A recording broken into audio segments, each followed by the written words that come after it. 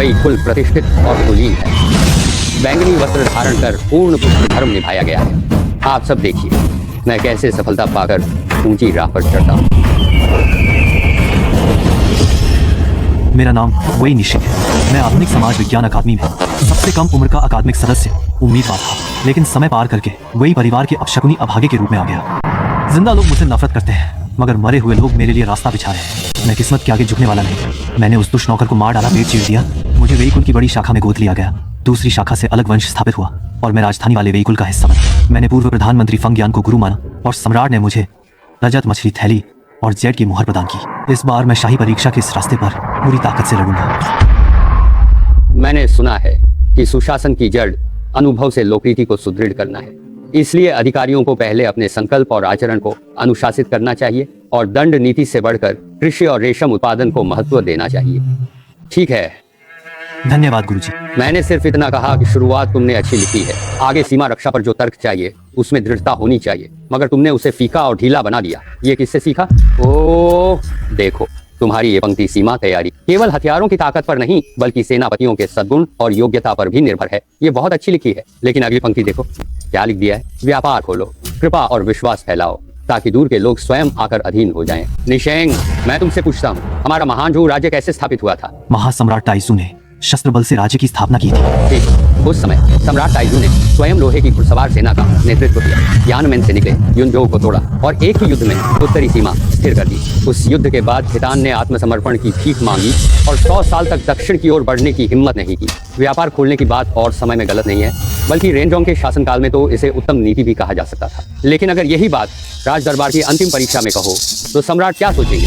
सम्राट योद्धा, सम्राट की वंश रेखा से है। महान झों की स्थापना तलवारों की शक्ति और सेनापतियों के साहस पर हुई थी। तुम कहते हो कि सद्गुण से लोग स्वयं आ मिलेंगे, मगर सम्राट के कानों में यह कायरता लगेगी। शिष्य अपनी भूल मानता है। इन 3 सालों में तुमने शास्त्र, इतिहास और ग्रंथों पर मेहनत की है, लेकिन नीति निबंध सिर्फ पढ़ाई से नहीं आते, उन्हें देखना समझना भी पड़ता है। उसमें समय की समझ चाहिए और दृष्टि भी। वैनयुआन मंडप जाओ। वैनयुआन मंडप में दुनिया भर के ग्रंथ हैं, पीढ़ियों के अभिलेख सुरक्षित हैं और मंत्रियों की राजकीय विचार विमर्श की सारी सामग्री भी यही है। राज कार्य को देखकर दरबारी गरिमा विकसित होती है और भावी प्रधानमंत्री जैसी व्यापकता भी बनती है। तो क्या महान झों के सबसे जबरदस्त योद्धा को गुरु बनाने का यही फायदा है? उस समय मुझे भी दिवंगत सम्राट की विशेष अनुमति से 2 साल तक मंडप में राजकार्य देखने का अवसर मिला था। तभी मैं एक साधारण हानलिन विद्वान से निकलकर आगे बढ़ता गया। सम्राट ने तुम्हें मछली थैली, साहित्यिक अधिकार चिन्ह और जेड का प्रमाणीकरण पत्र नहीं दिया था। मैं कल दरबार के बाद सम्राट से कृपा मांगूंगा ताकि तुम्हें वैनयुआन मंडप में आने जाने और पुराने राजकीय दस्तावेज व महत्वपूर्ण शासन लेख देखने की अनुमति मिल जाए। गुरुजी, वैनयुआन मंडप बहुत महत्वपूर्ण स्थान है। मैं तो बिना पद प्रतिष्ठा का एक सामान्य व्यक्ति हूँ। यूं अचानक भीतर जाकर राजकार्य देखना मुझे बस डर है। किस बात का डर? लोग बातें बनाएंगे इस बात का, या दरबारी निरीक्षक अभियोग लगाएंगे, या फिर उस बूढ़े शेन दुआन के फिर से उछलकर तमाशा करने का? निशेंग, याद रखो, इस दरबार में डर सबसे बेकार चीज है। तुम जितना लोगों की बातों से डरोगे, बातें उतनी ही बढ़ेंगी। शेन दुआन जैसे लोग ऐसे ही होते हैं। तुम 1 कदम पीछे हटो तो वह 10 कदम आगे बढ़ेगा। अगर तुम दरवाजे से बाहर निकलने की हिम्मत भी न करो तो वह तुम्हारा रास्ता पूरी तरह बंद कर देगा। फिर भी मैं तुम्हें वैनयुआन मंडप इसलिए भेज रहा हूँ कि तुम्हारी दृष्टि बढ़े, तुम्हारा कद बढ़े और तुम्हारी गरिमा निखरे। ये चीजें कक्ष में बैठकर नहीं सीखी जाती और न ही मैं तुम्हें सीधे सिखा सकता हूँ। तुम्हें खुद उसमें डूबना होगा, रोज देखना, सुनना, समझना होगा, तभी वे धीरे धीरे बनेंगी। गुरुजी का यह स्नेह मैं हृदय में सदा रखूंगा। वैनयुआन मंडप जाकर मैं पूरी लगन से स्वयं को सिद्ध करूंगा, जरा भी ढिलाई नहीं करूंगा। बस हर बात पर झुककर प्रणाम मत किया करो। अभी जाओ, वापस जाओ।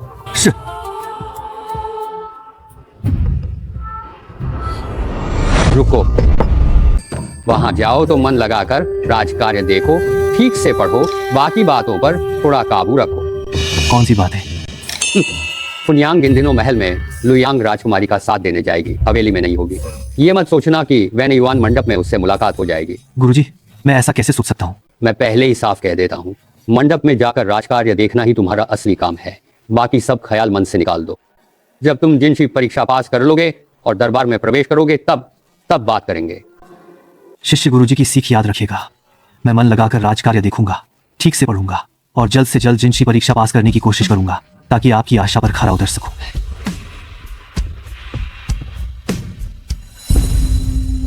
इधर आइए। यहाँ ताइजुंग काल के निवेदन और नीति पत्र हैं, साल के हिसाब से सजाए गए हैं। उधर रेनजोंग काल के हैं। ये सब के सब तुम हो क्या चीज? मैंने युआन मंडप में घुस आने की हिम्मत कैसे हुई? जेड की कमरपट्टी, कढ़ाईदार चोगा, चांदी का मुकुट, पूरा ठाठ बार देखकर लगता है ऐसी पोशाक किसी आम अफसरजादे के बस की नहीं। मैं छात्र वेई निशिंग राजकार्यों का अवलोकन करने पुस्तकालय में आया हूँ। क्या भी? मैं वेन्युआन में जब चाहूँ जैसे चाहूँ आ सकता हूँ, क्योंकि मेरा उपनाम जियांग। जियांग उपनाम? यही तो द झो का राजवंशी उपनाम है। ये तो कोई शहजादा है। निंग शिष्य, अगर सामान ले लिया हो तो अब कृपया चले जाइए। निंग शिष्य, निंग वोंग जियांग जाओ, निंग वोंग जियांग जाओ, वर्तमान सम्राट के 5वें चाचा। पहले शियान प्रांत की जागीर थी और शानशी, निंगशिया तथा गांसू इलाके की रक्षा का जिम्मा इन्हीं पर था। रक्षा पश्चिम के शांतांग लोगों से करनी थी, लेकिन शांतांग लोग हर साल द झो के गांसू के 3 प्रांतों पर धावा बोलते थे और ये निंगवांग सेना संगठित करके पलटवार करने के बजाय डरकर शियान से भागते भागते सीधे हांचों के दक्षिण निकले। नतीजा, गांसू हाथ से निकल गया और जनता बेरहमी से काट डाली गई।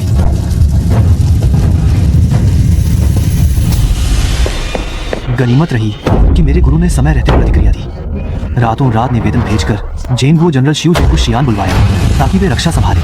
फिर 2 प्रांतों की सेना भी जुटाई और श्यांगदांगों की चढ़ाई ये काउंटी पर ही रोक दी। तभी हालात और बिगड़ने से बचे। एक अपराध के बोझ तले दबे सामंती राजकुमार का वारिस आखिर किस हक से वेन्युआन में हुक्म चलाता फिरे और हर बात पर यही कहे कि मेरा उपनाम जियांग है। मैं निंग वांग का उत्तराधिकारी हूँ। मुझे तुम जैसे छोटे से पुस्तकाधिकारी से इज्जत बचाने की क्या जरूरत? ली ध्यान जी, वेन्युआन में कब से हर एरा गहरा भी घुसने लगा। निंग शिजी ठीक फरमा रहे हैं। बस फर्क इतना है कि मैं आज वेन्युआन के अपनी काबिलियत से नहीं, न किसी की सिफारिश से, बल्कि सम्राट की लिखित आज्ञा से आया हूँ। किस हक से? तुम जैसे बिना ओहदे वाले आदमी को किस बात का हक है? सम्राट की खुद दी हुई अनुमति और फंग गोंग की सिफारिश के दम पर। और अभी निंग शिजी ने जो एरा गहरा कहा, उसका मतलब यह है कि सम्राट की नजर चूक गई या फिर फंग गोंग की समझ मर गई। निंग शिष्य, ये फंगोंग के शिष्य वही घराने के युवा स्वामी वेई निशिंग है। वेई निशिंग फंग यांग का शिष्य है ना? सच में दुश्मन जहां तहां टकरा ही जाते हैं। आज का हिसाब मैं तुमसे देर सवेर जरूर चुकता करूंगा।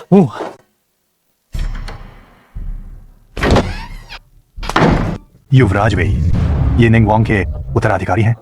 अभी जो बातें आपने कही वो क्या वे कुछ ज्यादा हल्की पड़ गई? मुझे भी यही लगता है। इन 3 सालों में नीति निबंध इतने लिखे हैं कि वार की धार ही कुंद हो गई। छोड़िए, ये भी तो युवा स्वामी वेई है। कह दिया तो कह दिया। अभी निंग शिजी वेन्युआन में क्या लेने आए थे? पिछले साल शांशी के सैन्य निरीक्षण क्षेत्र के 3 प्रांतों के पतन से जुड़ी सीमा रक्षा की जरूरी नक्शे और सैन्य रिपोर्टों के अभिलेख परसों ही राजधानी लौटे हैं। अपराध पर विचार होना है तो शायद अपने बचाव में निवेदन लिखना होगा। उसके लिए ये कागजात चाहिए। अपने बचाव का निवेदन? सैकड़ों ली जमीन यूं ही छोड़ दी, जनता को कत्ल होने दिया। ऐसा आदमी भी अपने बचाव के लायक है? तुम्हारी बुनियाद मजबूत है, बस नीति निबंध वाला पड़ाव पार कर लो, फिर बड़ी दिक्कत नहीं होगी। मैंने तुम्हारे लिए 3 मुख्य दिशाएं छांट दी हैं। कौन सी 3? पहली, सीमा रक्षा। पिछले साल श्यांगदांगों ने शांशी सैन्य निरीक्षण क्षेत्र के 3 प्रांत लगातार गिरा दिए। सम्राट ने भले ही सेंसर दफ्तर को निंग वांग पर आगे आरोप लगाने से रोके रखा, लेकिन चूंकि शरद शिकार दरबार का बड़ा आयोजन था, इसलिए मामला टाल दिया गया और निंग वांग के अपराध पर विचार नहीं हुआ। दूसरी, प्रशासन। रेंजोंग के अंतिम वर्षों में सबसे बड़ी सिरदर्दी यही थी कि स्थानीय अफसरों में भ्रष्टाचार बेलगाम फैल गया था। बाद में शीजोंग सम्राट ने सुधार की कोशिश की, मगर नाकाम रहे और फिर तुम्हारे दादा के जाने के बाद राजस्व मंत्रालय। अब जिंगहे के इस दौर में यह समस्या सुलझी तो नहीं, उलटे और गंभीर हो गई है। नीचे के स्तर पर छिपाना, कम दिखाना, रोक लेना, इधर उधर खर्च कर देना, हर परत पर निचोड़ खसौट होती है। दरबार के हिसाब तक पहुंचते पहुंचते बस नाम मात्र बचता है। तीसरी है कृषि और रेशम उत्पादन। इस साल गर्मी शुरू होने के बाद से जिंगडोंग और जिंगशी मार्ग के कई प्रांतों और जिलों ने सूखे की खबर दी है। दरबार ने चांगपिंग भंडार खोलकर राहत तो दी है, पर वह ऊंट के मुंह में जीरा है। ये विषय हर साल पूछा जाता है और इस साल तो और भी ज्यादा उठेगा। सीमा रक्षा, प्रशासन, कृषि और रेशम, ये सिर्फ परीक्षा के विषय नहीं, दाजों के छिपे हुए संकट भी हैं। शिष्य आपके मार्गदर्शन के लिए आभारी है गुरुजी। मैंने बस तुम्हारे लिए दायरा तय किया है। सच में अच्छा लिखना है तो वह तुम्हें खुद ही करना होगा। इन तीनों दिशाओं में हर दिशा पर तुम 2-2 नीति निबंध लिखोगे, एक पक्ष में तर्क रखकर और एक विपक्ष में खंडन करके। एक ही विषय पर तुम्हें खुद से भिड़ना भी आना चाहिए और भिड़ने के बाद बात को समेटकर सही ठहराना भी तभी असली काबिलियत मानी जाएगी। शिष्य शिष्य को कोई आपत्ति नहीं। हाँ, और सीमा रक्षा वाले विषय पर लिखते समय संतुलन का ध्यान रखना। सीमा की तैयारी पर, सेनापतियों पर या सैनिक प्रशिक्षण पर लिखो, सब ठीक है, लेकिन एक बात है। कौन सी बात? याद रखना, शांशी वाली बात का जिक्र मत करना, और निंग का तो बिल्कुल भी नहीं। निंग वांग भले ही अपराध के घेरे में हो, पर आखिरकार शाही खानदान का ही खून है। तुम एक साधारण नौजवान होकर किसी जागीरदार राजकुमार के गुण दोष पर बोलो, चाहे सही कहो या गलत, यह वैसे भी वर्जित बात है। गुरुजी को मालूम हो गया है कि मेरी मुलाकात निंग वोंग के युवराज से हुई थी, है ना? महाराज के मन का अंदाजा लगाना आसान नहीं। कहीं ऐसा ना हो कि हानकाल के चाव छुओ वाली पुरानी भूल फिर दोहराई जाए। पिताश्री, क्या हम सच में हमेशा यूं ही इस जोंगरेनफू में बंद रहेंगे? यहां आए लगभग पखवाड़ा हो गया, खाना लाने वालों के अलावा किसी की परछाई तक नहीं दिखती। इसमें और जेल में क्या फर्क है? जेल में बंद कैदी अर्जियां नहीं भेजते। तुम लोगों से मिल भी सकते हो, और मैं अभी भी अपना सफाई पत्र लिख सकता हूं। यही फर्क है। तुम्हें लगता है तुम्हारे साथ अन्याय हुआ है। तुम्हें लगता है कि इस जोंगरेनफू में बंद रखकर दरबार ने तुम्हारे साथ गलत किया है, सम्राट ने तुम्हारे साथ गलत किया है। यूअर, जानते हो तुम्हारे पिता ने क्या गवाया है? बस गांसू में उजाड़ 3 प्रांत ही तो। अरे मेरे भोले यूअर, वह पूरा गांसू सैन्य क्षेत्र था। ल्यांगजू, गांजू और सूझू, ये तीनों प्रांत गिर गए। असंख्य सैनिक और नागरिक मारे गए या घायल हुए, और सारा अनाज, रसद व सामान श्यांग दल के हाथ लग गया। तुम्हारा यह पिता बिना लड़े भाग खड़ा हुआ। मैंने सैकड़ों ली जमीन छोड़ दी, पूरे शांशी प्रांतीय रक्षा प्रबंध को यूं ही फेंक दिया और श्यांग दल को सीधा भीतर घुस आने दिया। वो इसलिए कि श्यांग दल का हमला बहुत तेज था, हमारी सेना कम थी, और फिर वे थोड़े से नीच प्रजा ही तो थे। मर गए तो मर गए। सेना कम थी? फंग यान जैसा शासन चलाने वाला बूढ़ा भी एक ही रात में सेना जुटाकर तैनात कर सकता था। वो तुम्हारे इस पिता के बिगाड़े हालात को जबरन पलटकर वापस संभाल सकता था, और तुम मुझसे कहते हो कि सेना कम थी? सेना कम होना अपराध नहीं है, जमीन छोड़कर भाग जाना ही अपराध है। अगर हम शियान प्रांत में बस 3 दिन और टिके रहते, सिर्फ 3 दिन, तो शूजेन की मददगार सेना पहुंच जाती। लेकिन मैंने ऐसा नहीं किया, मैं भाग गया। मैं मौजूदा सम्राट का सगा चाचा हूं, फिर भी मैं भाग गया। पिताश्री, तो क्या सम्राट हमें मरवा देंगे? नहीं, मैं सम्राट का सगा चाचा हूं और तुम उसके चचेरे भाई हो, वरना सम्राट हमें बाप बेटे को सिर्फ जोंगरेनफू में नहीं रखते, सीधे जेल भिजवा देते। लेकिन पिताश्री, क्या हम बस यूं ही बैठे रहेंगे सम्राट के फैसले का इंतजार करते हुए? बस बैठे रहेंगे? अगर तुम्हारा यह पिता यूं ही बैठे रहना चाहता तो आज तक राजधानी लौटने में देर ही क्यों करता? तो क्या पिताश्री के पास कोई उपाय है? क्या तुम्हें लगता है कि मैं राजधानी लौटने से डर रहा था? मैंने आज तक बात यूं ही नहीं डाली, इसलिए कि दरबार की हवा बदल चुकी है। शरद शिकार निकट है, और दरबार का प्रतिभा मूल्यांकन समारोह अभी सम्राट के लिए सबसे जरूरी बात है। और यही तुम्हारा और मेरा मौका है। पछतावा कहने को बड़ी अच्छी बात है।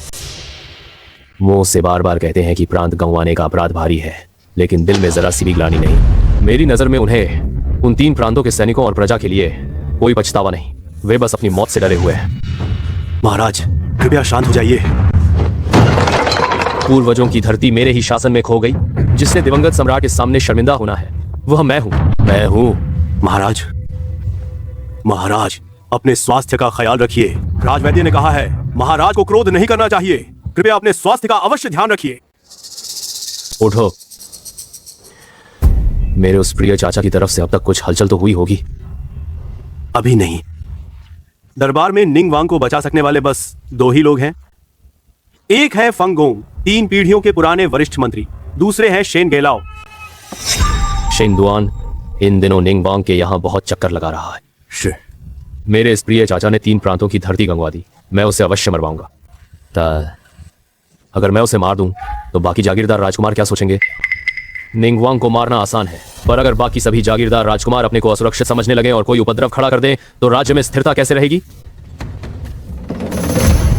यह काम बहुत जल्दबाजी में नहीं किया जा सकता। मुझे अगर उसे मरवाना है तो पहले दरबार के उन लोगों को बहस करने, लड़ने और हंगामा करने देना होगा। जब वे जी भरकर हंगामा और बहस कर लेंगे तब मैं सामने आकर हालात संभालूंगा। फंग यान बहुत चतुर है, वो मेरे लिए यह इल्जाम अपने सिर नहीं लेगा। शेन दुआन की लालसा छोटी नहीं है, वो बस कुछ फायदा बटोरना चाहता है। उसे निंगवांग के लिए अर्जियां पहुंचाने और पैरवी करने दो। जब वो पानी अच्छी तरह गंदला कर देगा तब मैं आकर जाल समेटूंगा। तब तक निंगवांग भी मारा जाएगा। बाकी जागीरदार राजकुमार भी बगावत नहीं कर पाएंगे और उस वक्त शेंदुआन भी इससे बच नहीं पाएगा।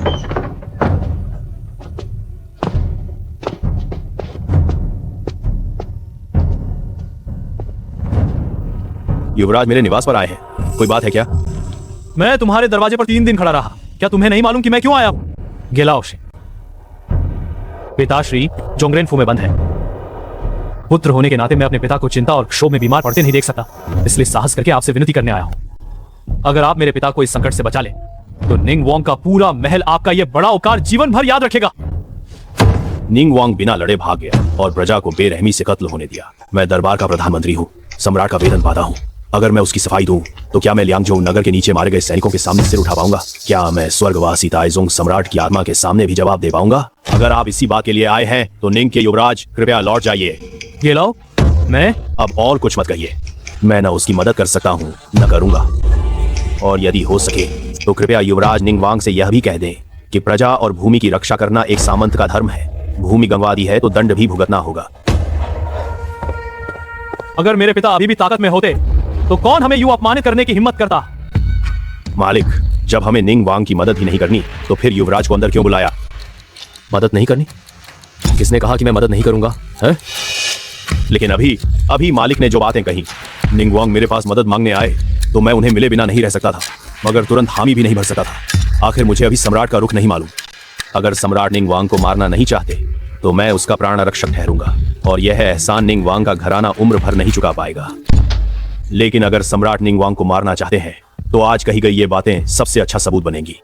तब जब सम्राट पूछेंगे तो मेरे पास मजबूत जवाब होगा। तब कोई भी एक शब्द भी विरोध में नहीं कह पाएगा। कल सुबह के दरबार में मैं उस बूढ़े खवाजा सरावांगचेंग से खबर टटोलूंगा। अगर उसने थोड़ा भी इशारा दे दिया तो मुझे समझ आ जाएगा कि अगली चाल कैसे चलनी है। मालिक, आपकी दूरदर्शिता सचमुच कमाल है। शरद परीक्षा में अब कुछ ही दिन बचे हैं। मेरा धर्मपोता कैसी तैयारी कर रहा है? मालिक निश्चिंत रहें। छोटे मालिक शेन ये पिछले 1 महीने से घर में रहकर दिन रात पढ़ाई में लगे हैं। कई गुरुओं ने भी छोटे मालिक की जन्मजात बुद्धि की बहुत प्रशंसा की है। इस बार की शरद परीक्षा में वे आपको निराश नहीं करेंगे। फंगयान का शिष्य भी उसी परीक्षा में है। अगर वह उसे पीछे न छोड़ सका और मेरी इज्जत मिट्टी में मिलाई तो फिर अपने बाप की तरह गुइलिनफू वापस दफा हो जाए। मैं शेंदुआन दुश्मनों की कमी नहीं रखता। अब तो मैं साफ समझ गया, शेंदुआन बहुत अकड़ वाला आदमी है। मेरी मानो तो ऐसे आदमी पर भरोसा नहीं किया जा सकता।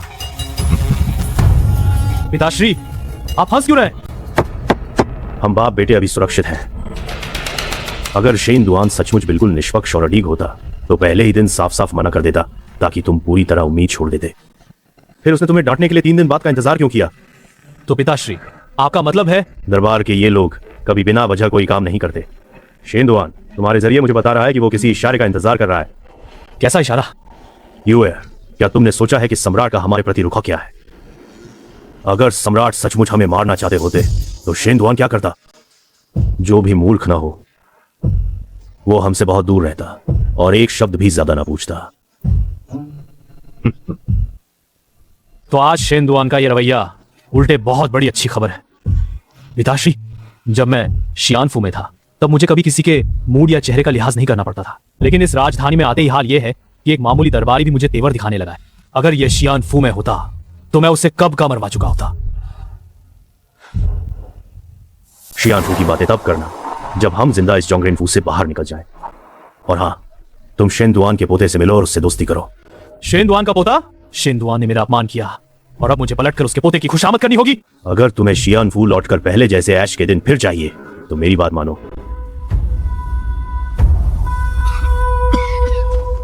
वही चाचा, मौसम ठंडा है, मेरे लिए दरवाजे पर इंतजार मत किया कीजिए। युवराज, मुझे कुछ नहीं हुआ, बस इन दिनों ठंडी हवा लग गई है, थोड़ा असहज हूँ। वही चाचा, मैं जरूर अच्छी परीक्षा दूंगा, फिर हम साथ चलकर दादाजी की आत्मा को संतोष देंगे। अच्छा युवराज, आप जल्दी आराम कर लीजिए, पढ़ते पढ़ते खुद को ज्यादा मत थकाइए। मैं हमेशा तुम्हारे साथ रहूंगा।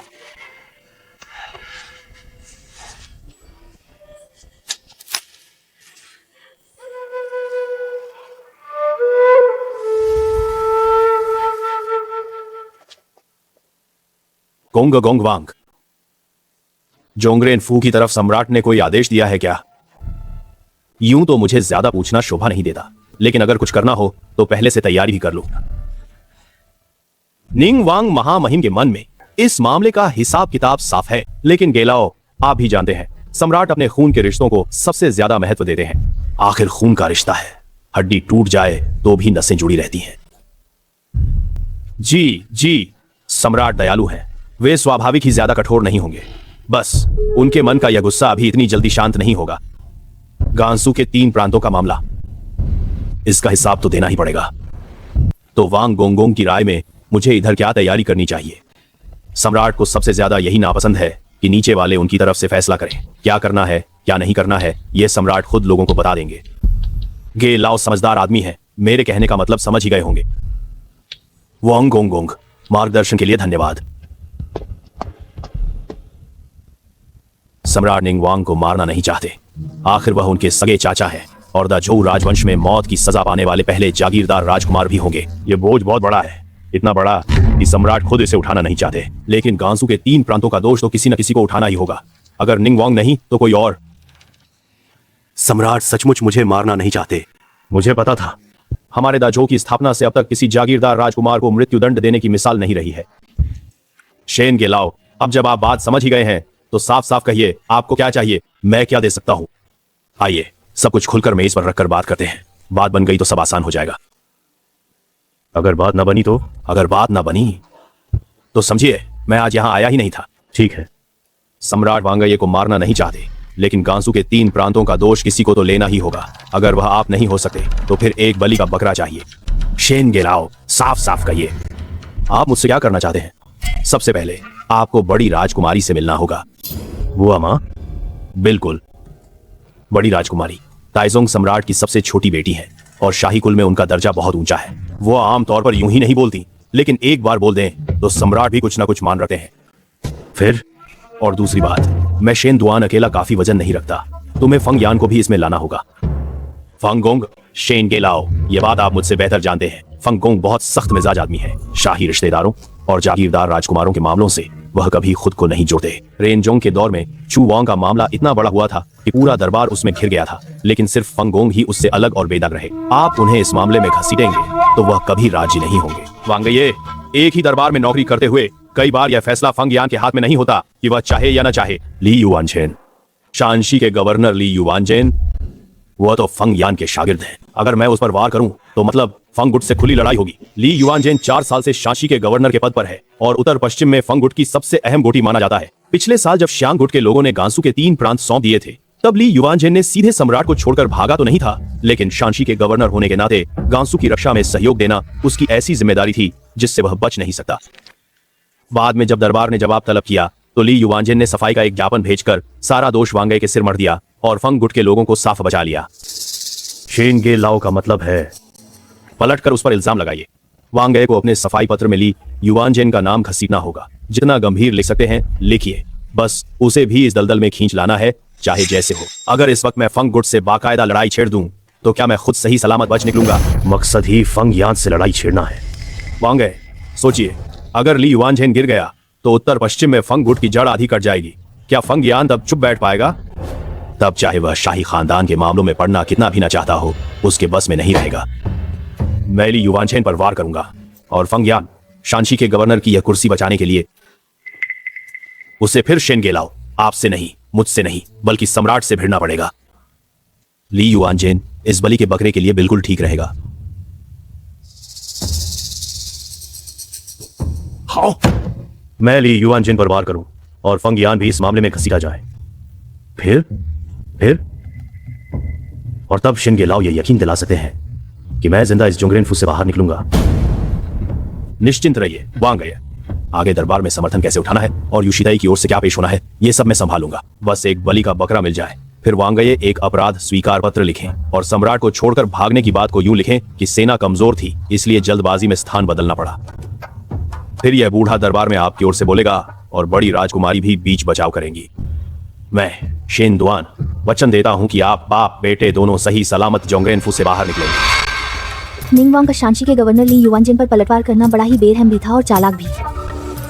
हाँ, आने शिन और फंग दोनों गुटों में भयंकर टकराव मचा हुआ है। हालांकि सम्राट पिता ने शिन दुआन की अर्जी रोकर रखी और गुरुजी की उस शिकायत पर मुहर लगा दी जिसमें शिन दुआन पर शाही कुल का पक्ष लेकर दखल देने का आरोप था। फिर भी उन्होंने ली युवानचेन को निलंबित कर कार्मिक मंत्रालय और दुचा युवान की संयुक्त जांच के हवाले कर दिया। यानी आखिर में किसी को भी फायदा नहीं हुआ।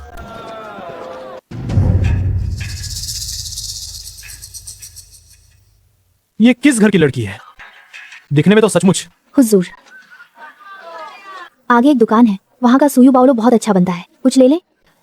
वेईबो को इन दिनों बहुत खांसी है, ये सुयू फेफड़ों के लिए अच्छा रहता है। खरीदो।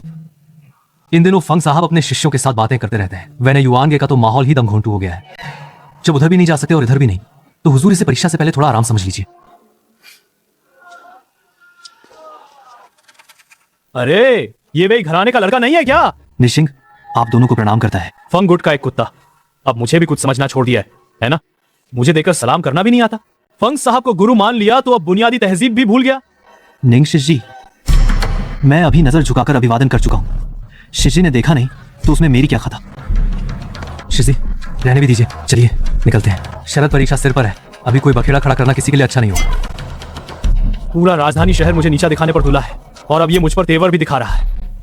हमेशा दूसरे ही मेरा मिजाज देखते आए हैं, मैं किसी और का मुंह नहीं ताकता। कहां चले? ओए भाई घराने वाले, वो दासी तुम्हारी है? चेहरा भी अच्छा है, जिस्म भी बढ़िया है, लगती भी दक्षिण की ओर से आई हुई है। मेरे पास अभी स्याही घिसने वाली एक दासी की कमी है, तुम दाम बोलो।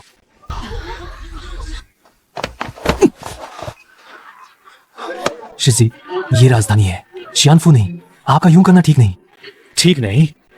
भाई शिन, मैं पैसे देकर दासी खरीद रहा हूं, दाम दो और चीज लो, इसमें क्या गलत है?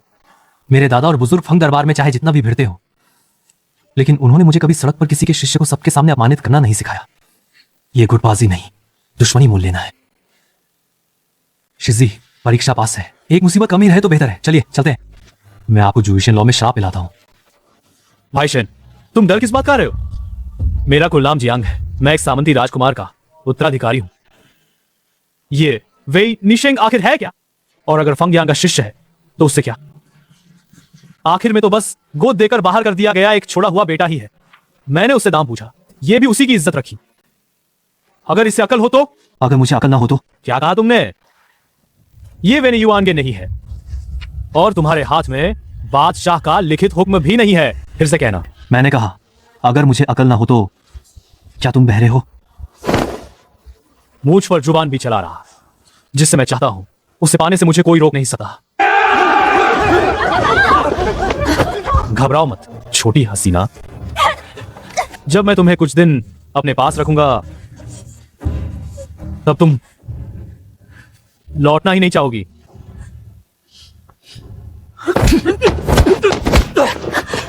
मैं शाही खून से हूं, मुझसे बैर लोगे तो अंजाम ऐसा ही होगा, यह सोच लेना चाहिए था। मैं वेई निशिंग कभी तकदीर के आगे नहीं झुका। ये राजधानी है, तुम्हारा शियानफू नहीं। वेई निशिंग, तेरी ये हिम्मत! सत्ता के दम पर लोगों को दबाते हो और खुद को शाही कुल नाम के लायक समझते हो। क्या कहा? तुम्हें सच में लगता है कि मैं तुम्हें यही सड़क पर नहीं मार सका? तुम नहीं कर सकते। जियांग मेरा कुलनाम है, शाही कुलनाम। मैं शिजी हूं, अगर मैं तुम्हें सड़क पर मार भी डालूं तब भी कुछ नहीं। क्या नहीं होगा? जो सैकड़ों ली जमीन छोड़ आया, दसियों हजार सैनिक गंवा बैठा, अपनी ही प्रजा को त्याग दिया, जनता को कटने मरने के लिए छोड़ दिया और डर के मारे शियानफू से भागकर हांजोंग फूजा पहुंचा। ऐसा सामंती राजकुमार का बेटा राजधानी की सड़क पर खड़ा होकर जियांग कुलनाम की शान की बातें किस मुंह से कर रहा है? तुमने क्या कहा? क्या ये शिजी पागल हो गया है? वही निशिंग तो वो आदमी है जो कभी मेरे दादा जैसे मौजूदा प्रधानमंत्री तक से भिड़ गया था। ये तो खुद मुसीबत बुलाना हुआ ना। क्या कहा तुमने? क्या मैंने गलत कहा? गोद देकर बाहर कर दिया गया छोड़ा हुआ बेटा। अगर फंग यान ना होता तो क्या तुम मेरे सामने आकर दिखाने लायक भी होते? आज मैं साफ कह देता हूं, सड़क पर तुम्हें पीटने की तो बात ही छोड़ो, अगर आज यही तुम्हें मार भी डालूं तो तुम क्या कर लोगे? जाकर राजधानी के मजिस्ट्रेट से शिकायत करोगे? क्या वो निंग राजमहल के खिलाफ अर्जी लेने की हिम्मत करेगा? या शाही कुल परिषद में जाओगे? वहां बैठे हैं मेरे जियांग खानदान के बड़े बुजुर्ग फंग, शरद परीक्षा सिर पर है। ये राजधानी यिंगथियनफू का परीक्षा केंद्र है। न जाने कितने विद्यार्थी देख रहे हैं। ये पागल आदमी। अब समझा। तुम लोग जमीन छोड़कर भागे थे। हमारे महान झो के प्रथम सम्राट ने सेना उठाई, 10 बरस युद्ध किए, तब जाकर आज का ये देश बना। ताइजुंग वैन सम्राट ने फिर से शाही परीक्षा शुरू की, शिक्षा और संस्कृति को फैलाया। तब जाकर गरीब विद्वानों को उभरने का दिन मिला। शिजोंग ने लियाओदुंग में डटकर 3 बार खितान को देश की सीमा के बाहर रोका। और हमारे आज के सम्राट तो एक युग के महान न्यायप्रिय शासक हैं। महान झोंग की स्थापना को 100 साल से ज्यादा हो गए, पर कभी 1 इंच जमीन बिना लड़े नहीं छोड़ी गई। नहीं भाग जाने से कभी कोई शहर अपनी जनता समेत कमवाया गया। 3 शहर, दसियों हजार सैनिक रणभूमि में मारे गए और आम लोग, औरतें, बच्चे दुश्मन के हाथ चढ़ गए। फिर भी तुम बाप बेटे बिना लड़े पीछे हट गए। लेकिन आज यहाँ यिंग थिएनफू के इतने विद्यार्थी मौजूद हैं। उनकी कलम की धार पिछले सब लोगों से तेज है, शांग गुट से भी ज्यादा डरावनी। तो निंग युवराज इस बार भागेंगे या नहीं? युवराज के तन पर यह रेशमी पोशाक क्या लियांगजू शहर के नीचे मारे गए एक सैनिक के मुआवजे के लिए काफी है? सिर पर यह सोने का मुकुट क्या गांजू शहर के बाहर अगवा की गई एक औरत की फिरौती के लिए काफी है? इसलिए मैं फिर से हिम्मत करके युवराज से यही पूछूंगा, क्या आप इस राजवंश के उपनाम के लायक हैं? इसे मार डालो, इसे मार डालो। रुको, क्या तुम पागल हो गए हो? अभी कैसा वक्त चल रहा है जानते हो? मरना है तो मुझे साथ मत घसीटो। युवराज चलिए, जल्दी चलिए। वही निशिंग, ठहरो तुम मेरे लिए रुको, मैं तुम्हें नहीं छोड़ूंगा। वीरपुत्र धर्मनिष्ठ है, वीरपुत्र धर्मनिष्ठ है। बारिश में गाते हुए मर जाना मंजूर है, पर किसी और की छाया में जीना हरगिज नहीं।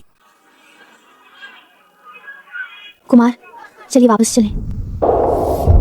जानते हो मैंने तुम्हें क्यों बुलाया? जी जानता हूँ, पश्चिमी गली में निंग युवराज वाली बात। तुम भी ना। मैं तुमसे पूछता हूँ, जब तुमने सड़क पर वे बातें कही तब क्या तुमने सोचा था कि निंग राजकुमार भले अपराधी हों पर आखिर शाही खून ही है? तुम एक सामान्य आदमी होकर यह कहो कि एक जागीरदार राजकुमार का बेटा जियांग उपनाम के लायक नहीं है। अगर ये बात सम्राट के कानों तक पहुंचे तो वे क्या सोचेंगे? गुरुजी, दरअसल सफाई देने की जरूरत नहीं, आज तुमने कुछ गलत नहीं किया। आज ये कौन सा ढंग है? मैं तो फांसी लगाने और मरने तक के लिए तैयार था। सज्जन व्यक्ति संयमी हो सकता है, कायर नहीं। निंग युवराज ने सड़क पर तुम्हारा अपमान किया। अगर तुम सह लेते तो सिर्फ तुम्हारी नहीं, मेरी और फंगुट की भी बेइज्जती होती। दरबार के वे लोग सभा में चाहे जितना झगड़ते हों, लेकिन सभा के बाद जिसके घर का लड़का सड़क पर एक थप्पड़ खाकर दूसरा गाल भी आगे कर दे, उसके घर की इज्जत आधी रह जाती है। अगर तुम जियांग यू जैसे लड़के से डरकर चुप रह जाते तो कल की सभा में मैं 3 हिस्से कमजोर पड़ जाता। और जहां तक निंग राजकुमार की बात है, उसकी तो तुम्हें बिल्कुल चिंता नहीं करनी चाहिए। वह बस एक अपराधी जागीरदार राजकुमार का बेटा है। उसके बाप की जान अभी सम्राट की मुट्ठी में है, वो तुम्हारा क्या बिगाड़ लेगा? शिष्य को बस ये चिंता थी कि कहीं इससे दरबार में गुरुजी के काम पर असर न पड़े। मुझ पर असर पड़ेगा? मैं 40 बरस से दरबार में खड़ा हूँ, कौन सा तूफान नहीं देखा। निंग राजकुमार ने ली युआनजैन को घसीटकर सोचा कि मुझे भी डुबो देगा। उसका हिसाब गलत निकला। यह सच है कि ली युआनजैन की अर्जी मेरी ही मंशा से गई थी, लेकिन उसमें लिखी हर बात सच थी। निंग राजकुमार खुद सम्राट को छोड़कर भागा और अब कीचड़ किसी और पर उछालना चाहता है, सपना देख रहा है। गुरुजी, लेकिन आज तुम्हारे इस हंगामे ने मेरा एक काम कर दिया। गुरुजी का काम कर दिया? निंग युवराज की इस घटना से दरबार के वे पुराने चालाक लोग जो किसी पक्ष में नहीं खड़े होते, यही सोचेंगे कि निंग पिता पुत्र इस हालत में भी नहीं संभले। इससे पता चलता है कि वे शियान प्रांत में रोजमर्रा में कितने घमंडी और दबंग रहे होंगे। ऐसे लोगों के हाथों गांसू के 3 प्रांत गए तो ये बेवजह नहीं था। गुरुजी, तो हावड़ा, वहां खड़े खड़े मेरे मन का अंदाजा मत लगाओ। आज तुम्हें बुलाया है न डांटने के लिए न तारीफ करने के लिए। कुछ ही दिनों में शरद परीक्षा है। शेन दुआन ने मुझे दरबार में उलझा रखा है। आज रात मुश्किल से थोड़ा वक्त मिला है तो तुम्हें कुछ बातें समझा दूं। गुरुजी, कृपया कहिए। स्थिरता में ही आगे बढ़ना। शरद परीक्षा के 3 चरणों में तुम्हारी शास्त्रीय आधारशिला मजबूत है, बस नीति निबंध को लेकर मुझे हमेशा थोड़ी चिंता रही है। आखिरकार परीक्षा का नीति निबंध परीक्षक को दिखाने के लिए ही लिखा जाता है। और परीक्षक होते कौन है? शिष्य नहीं जानता। गुरुजी कृपया समझाइए। वे दरबार के अधिकारी हैं जो अफसरी दुनिया में दशकों से घिसे पिटे पुराने खिलाड़ी। तुम कितना भी अच्छा और तर्कसंगत लिखो, अगर तेवर बहुत तेज हुआ और उन्हें लगा कि तुम काबू में आने वाले आदमी नहीं हो तो वे तुम्हें ऊंचे अंक देने की हिम्मत नहीं करेंगे। परीक्षक लेख नहीं, इंसान चुनता है। अगर वह तुम्हारी प्रति को उत्तम ठहराता है तो आगे चलकर जब तुम दरबार में जाओगे तुम उसके शिष्य और उसकी प्रतिष्ठा बनोगे। लेकिन अगर किसी सिरफिरे को चुनकर अंदर ले आया जो हर दूसरे तीसरे दिन लोगों से झगड़े, दरबार में शिकायतें ठोके, तुम अपने वही कुल के पूर्वज वही झेंग की नकल तो नहीं करोगे, है ना? वैसे ऐसा भी नामुमकिन नहीं है। कदम कदम पर पक्का चलो, कोई अजीब तरकीब से जीतने की मत सोचो। जो रोज पड़ा है वही ईमानदारी से लिख दो, इतना काफी है। मैंने तुम्हें ये 4 शब्द जो दिए हैं उनका मतलब भी यही है। शिष्य ने याद रख लिया। अच्छा, अब इतना तना हुआ चेहरा मत बनाए रखो। मैंने तुम्हें सिर्फ समझाने के लिए नहीं बुलाया, 2 बातें तुम्हारी तारीफ में भी कहनी है। गुरुजी मेरी तारीफ करेंगे? इन 2 सालों में तुमने बहुत तरक्की की है। जब मैंने तुम्हें शुरू में शिष्य बनाया था तब मन में थोड़ी शंका थी, लेकिन इन 2 सालों में देखकर लगा कि तुम मेरी उम्मीद से कहीं ज्यादा गंभीर और काबिल निकले। वेन्युवान मंडप में प्रशासन देखने के इस दौरान ली दियान जी ने मुझसे कई बार कहा, तुम रोज 5 बजे पहुंचते हो और 5 बजे ही निकलते हो, न कभी आलस न कभी ढिलाई। उन दस्तावेजों पर तुम्हारी भरी हुई टिप्पणियां साफ सुथरी, व्यवस्थित और सूझबूझ से भरी हैं। ऐसा नहीं लगता कि उन्हें अभी बालिग भी न हुआ कोई लड़का लिख रहा है। मैंने दरबार में इन सालों में बहुत से जन्मजात बुद्धिमान नौजवान देखे हैं, लेकिन जो सबसे दूर तक जाते हैं वे कभी सबसे होशियार नहीं होते, बल्कि वही होते हैं जो सबसे ज्यादा धैर्य रख पाते हैं। तो गुरुजी हमेशा से मुझ पर नजर रखे हुए थे। शरद परीक्षा सिर पर है। इस समय तुम्हारे लिए सबसे जरूरी बात यही है कि प्रांतीय परीक्षा अच्छी तरह दो। बाकी सब बातें परीक्षा खत्म होने के बाद करेंगे। शिष्य गुरुजी की शिक्षा हमेशा याद रखिएगा। अच्छा, बस बहुत देर हो गई है, वापस जाओ, अच्छे से आराम करो, रात भर जाकर मत पढ़ो। आखिरी वक्त की तैयारी से ज्यादा फायदा नहीं होता। जी।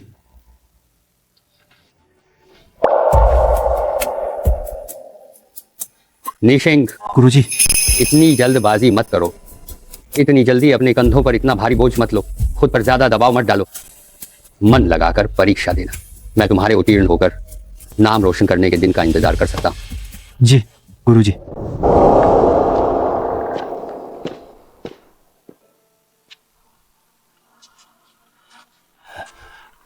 मालिक लौट आए। वही चाचा, मैंने आपसे कहा था ना, मेरा इंतजार मत किया कीजिए। बाहर बहुत ठंड है, जल्दी कमरे में जाकर आराम कीजिए। फेंग साहब ने आपको डांटा तो नहीं मालिक? नहीं, गुरुजी ने बस शरद परीक्षा के बारे में कुछ बातें समझाई और यूं ही मेरी थोड़ी तारीफा भी कर दी। वही चाचा, आप यहां मत खड़े रहिए, रात की हवा ठंडी है, अंदर चलिए। वही चाचा, क्या हुआ?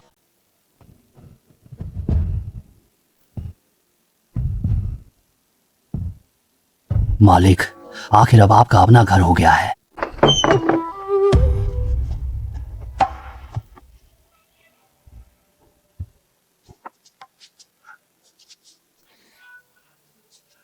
वही चाचा, इन दिनों आपको बहुत खांसी हो रही है, दवा समय पर ली ना? ली वह छुनियांग लड़की नजर रखती है, दिन में 3 बार पिलाती है, इतनी कड़वी कि मेरी जीभ तक सुनना हो गई। और ऊपर से पास खड़ी रहती है, जब तक मैं पी ना लूं तब तक जाती ही नहीं। तो अच्छा है, बीमारी पहाड़ की तरह अचानक आती है, पर जाती धागा निकलने जितनी धीरे धीरे है। मालिक, आपको चिंता करने की जरूरत नहीं, बस शरद की ठंड शुरू हुई है, पुरानी तकलीफ ही है। कुछ दिन में मौसम गर्म होगा तो ठीक हो जाऊंगा। जरूर ठीक होगा। वही चाचा हमेशा मेरे साथ रहेंगे। मालिक, अभी मैं आंगन में उस बेर के पेड़ को देख रहा था तो अचानक एक बात याद आ गई। क्या बात? जब मालिक के पिता जीवित थे, हमारे पुराने घर में भी एक बेर का पेड़ था, आंगन वाले इस पेड़ से कहीं बड़ा। उसकी डालियां और पत्ते खूब घने थे। शरद आते ही पूरा पेड़ लाल लाल बेरों से भर जाता और शाखें उनके बोझ से झुक जाती। उन दिनों मालिक के पिता को उस बेर के पेड़ के नीचे बैठना सबसे पसंद था। मुझसे एक केतली चाय बनवाते और एक किताब खोलकर रख लेते, फिर पूरा का पूरा दोपहर यूं ही पढ़ते रहते। वे अक्सर कहते थे, बेर का पेड़ बड़ा सादा होता है, जमीन नहीं चुनता, थोड़ी सी मिट्टी मिल जाए तो भी जी उठता है, न सूखे से डरता है न पानी भरने से। पहले कुछ साल धीरे धीरे बढ़ता है, देखने में तो जैसे मरा हुआ लगे, लेकिन अगर तुम उसे यूं ही रहने दो तो वह चुपचाप अपनी जड़ें गहरी जमा लेता है, और जब तक तुम्हें होश आता है तब तक वो इंसान से भी ऊंचा हो चुका होता है। इसलिए इंसान को भी बेर के पेड़ जैसा होना चाहिए, न हर बात में होड़ करनी चाहिए, न जबरदस्ती आगे बढ़ना चाहिए। जड़ें गहरी हो तो हवा आए तो गिरा नहीं सकती, सूखा पड़े तो मार नहीं सकता, और शरद आने पर अपने आप फल लगते हैं। मालिक, इस बूढ़े ने पूरी जिंदगी मालिक के पिता के साथ घूमते फिरते कई दशक बिताए हैं, बहुत कुछ देखा है। जब वे चले गए थे तो मुझे लगा था कि अब मेरी जिंदगी बस ऐसे ही कटेगी, उन्हीं थोड़ी सी यादों के सहारे जैसे तैसे एक एक दिन बिताते हुए। सोचा नहीं था कि मालिक को एक दिन इतनी बड़ी सफलता बातें भी देख पाऊंगा। वही चाचा, अभी तो ये शुरुआत भी नहीं है, शरद परीक्षा तो अभी हुई ही नहीं। मैं आपके लिए प्रथम स्थान जीत कर लाऊं, कैसा रहेगा? बहुत अच्छा, बहुत अच्छा मालिक, आप जरूर कर लेंगे। कुमार, शश, वे वो सो गए हैं।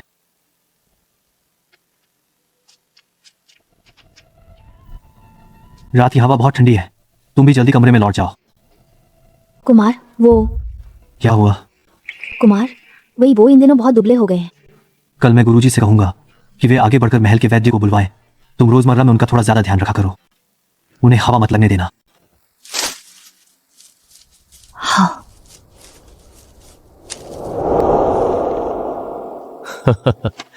ये वही घराने का लड़का बड़ा ही निडर निकला। सड़क पर ही सामंत राजा के युवराज से सवाल जवाब करने लगा। मेरे दरबार में तीसरे दर्जे के बड़े बड़े अधिकारी भी ऐसी बात कहने की हिम्मत नहीं करते, लेकिन उसने, एक 13 साल के बच्चे ने मेरी ओर से वह बात कह दी। महाराज, आखिर यह वही घराने का लड़का जवान खून है। बोलते वक्त उसे सीमा रेखा का अंदाजा नहीं। सीमा रेखा का अंदाजा नहीं तो तुम ही बताओ, मेरे दरबार के वे मंत्री मर्यादा समझते हो तो अच्छा है, या न समझते हो तो? मेरे वे मंत्री तो एक एक करके सब मर्यादा समझते हैं। कांसू के 3 प्रांत छिने हुए लगभग 1 साल हो गया, पर मैंने दरबार में एक भी सच्ची बात नहीं सुनी। और अब मैं आज वही बात राजधानी की सड़क पर सुनने को मिली। महाराज, बस मेरा मौखिक आदेश आगे पहुंचा दो। शरद परीक्षा सिर पर है। ऐसे वक्त जो भी उपद्रव करेगा, वह चाहे शाही रिश्तेदार हो या दरबार का बड़ा मंत्री, मैं किसी को नहीं छोड़ूंगा। सबको कड़ी सजा मिलेगी, खास तौर पर निंग वांग को। जी जासली। और इस बार शरद प्रांतीय परीक्षा के नीति निबंध का विषय होगा गांसू के 3 प्रांतों के पतन का कारण। महाराज, विद्यार्थी सामंत राजाओं और शासन की आलोचना करें, क्या यह अनुचित नहीं होगा? मेरा हृदय उदार है, अच्छा लिखा है या नहीं उसका फैसला अपने आप हो जाएगा। जाओ जाओ। कब मैंने कभी रईसों और राजाओं को आंख उठाकर भी देखा है? यह प्रश्न तो मैंने खास तुम्हारे लिए रखा है। अब मैं, तुम्हारा सम्राट और पिता, देखना चाहता हूं कि तुम सचमुच रईस राजाओं की परवाह नहीं करते या बस कविता में ही कहते हो। परीक्षा स्थल में काम आने वाली कलम, स्याही, सूखा खाना और बदलने के कुछ कपड़े सब तैयार हैं। जरा जल्दी करो, नहीं तो प्रांतीय परीक्षा के लिए देर हो जाएगी। तुम अब जाकर क्यों निकले हो? मैं तो काफी देर से इंतजार कर रही हूँ। अच्छा, हमारी विदुषी भी परीक्षा देने जा रही है क्या? मुझे दादाजी ने भेजा है। दादाजी ने कहा तुम्हारी घोड़ा गाड़ी बहुत पुरानी है, डर था कि कहीं परीक्षा में देर न हो जाए। और उन्होंने ये भी कहा, और गुरुजी ने यह भी कहा कि तुम इतना बड़ा खाने का डिब्बा साथ ले आओ। मैं क्या लाई हूँ, इससे तुम्हें क्या? दादाजी ने ही लाने को कहा है। खाना है तो खाओ, नहीं तो मत खाओ। कुमार फिंग बिटिया को छेड़िए मत, काफी देर हो रही है। अब चलने का समय हो गया है। वही वो कहाँ है? आज के दिन तो उन्हें सबसे ज्यादा उत्साहित होना चाहिए था। वही वो, मैं निकल रहा हूं। निशिंग, अभी नहीं चले तो तुम सच में देर कर दोगे। मालिक, इस बार वही आन आपके साथ शरद परीक्षा में नहीं जा सकेगा। वह बच्चा जिसे तब दूध भी नसीब नहीं था, जो लगभग भूख से मर ही गया था, जिसे मैंने एक एक कौर दलिया और एक एक निवाला खिलाकर बड़ा किया, अब वही शरद परीक्षा देने जा रहा है। मालिक, आपका सगा पोता बड़ा हो गया है। वह शरद परीक्षा देने जा रहा है। वह जिनशी बनने की राह पर जा रहा है। वो बिल्कुल आपकी ही तरह प्रतिभाशाली है, बल्कि मालिक वो आपसे भी बढ़कर है। उसके लिए मुझे जो भी चुकाना पड़े मैं तैयार हूँ। मालिक, आप उसे आशीर्वाद दीजिए, वह परीक्षा में अवश्य सफल हो। उसे सुरक्षित रखना, आपसे विनती है। उसके भविष्य पर अपनी कृपा रखना।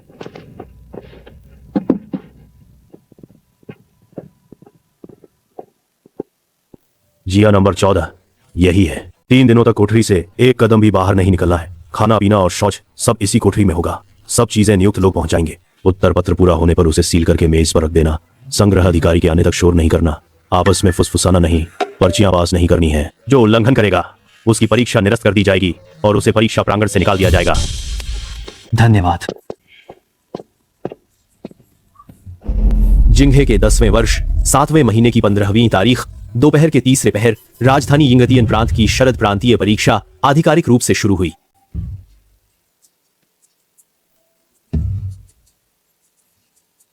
पहले 2 चरणों में परीक्षा हुई थी। 4 पुस्तकों और 5 ग्रंथों के अर्थ तथा तर्क, निर्णय, राजाज्ञा जैसी आधिकारिक रचनाएं। और इस तीसरे चरण का विषय है गांसू के 3 प्रांतों के पतन का कारण। गुरुजी ने कहा था, नीति निबंध में न निंग वांग का नाम लेना है, न सामंत राजाओं के सही गलत पर चर्चा करनी है। यह अटल नियम है। लेकिन यह प्रश्न तो सीधे उसी पर है। महाराज, आखिर जानना क्या चाहते हैं? अगर वे जानना चाहते हैं कि गांसू के 3 प्रांत क्यों खोए, तो इस पर दरबार में आधे साल से बहस चल रही है। फिर हम जैसे विद्यार्थियों से पूछने की क्या जरूरत है? महाराज जवाब नहीं जानते, ऐसी बात नहीं है। उन्हें बस कोई ऐसा चाहिए जो वह जवाब कह सके। गांसू के 3 प्रांत खो गए, इसकी जिम्मेदारी किसकी है? दरबार में वे सब सच जानते हुए भी अनजान बने बैठे हैं। महाराज को बस एक ऐसे आदमी की जरूरत है जो ये बात खुलकर कह दे। बाकी लोग दोष कभी आसमान पर डालते हैं, कभी धरती पर, कभी किसी और पर, लेकिन मैं तो वही हूँ जिसे स्वामी पिता ने खुद सराहा था। अगर मैं भी वही फीकी बेअसर बातें लिखूं तो स्वामी पिता मुझे क्या समझेंगे। बड़े घराने की शाखा में मेरा कोई अपना नहीं, इसलिए मैंने महाराज को ही अपना स्वामी पिता माना है। मैं तुम्हारे बड़े होने का इंतजार कर रहा हूँ। गुरुजी, आपने कहा था महाराज हमेशा सबसे बड़े रक्षक होते हैं। पहले मेरे स्वामी पिता का उपनाम ल्यू था, अब मेरा उपनाम भी स्वामी पिता ही होना चाहिए। मैंने सुना है युद्ध राज्य का महान विषय है, यह जीवन मरण की भूमि है, अस्तित्व और विनाश का मार्ग है, इसलिए इसकी अनदेखी नहीं की जा सकती। गांसू के 3 प्रांतों की यह घटना न तो प्राकृतिक आपदा थी, न ही शत्रु के अत्यधिक बल की वजह से। पिछले शरद ऋतु में श्यांगदाम के लोग सीमा पर चढ़ आए और तीनों प्रांतों की सेना ने खून बहाकर लड़ाई की, इस उम्मीद में कि मदद पहुंचेगी, लेकिन मदद की सेना नहीं पहुंची और इस तरह तीनों प्रांत गिर गए। मदद की सेना क्यों नहीं पहुंची? मुझे कहने की अनुमति हो। अगर निंगवांग भागे न होते और डटे रहकर मदद का इंतजार करते तो शियान की ऊंची दीवारों और गहरी खाई वाले नगर के सहारे और यानान व छिंगयांग की सेनाएं बुलाई जा सकती थी। ऐसी नौबत हरगिज ना थी कि तीनों प्रांत पूरी तरह हाथ से निकल जाते, लेकिन निंगवांग भाग गए। इन 3 प्रांतों का खोना न तो प्राकृतिक आपदा था, न ही दुश्मन की ताकत। इसकी जड़ बस एक ही शब्द है, भावना। यह केवल भूमि खोने वाले सेनापतियों का दोष नहीं है, यह दरबार के साथ विश्वासघात है, महाराज के साथ विश्वासघात है और पूर्वजों के साथ भी विश्वासघात है। अब जब इसी विषय पर प्रश्न हुआ है तो मैं बोलने से पीछे नहीं हट सकता। मैं न तो शाही कुल पर आक्षेप करने का साहस करता हूँ, न ही किसी सामंती राजकुमार पर टिप्पणी करने का। मैं व्यक्ति की नहीं, घटना की बात कर रहा हूँ। 3 प्रांतों के खोने की वजह भागना थी।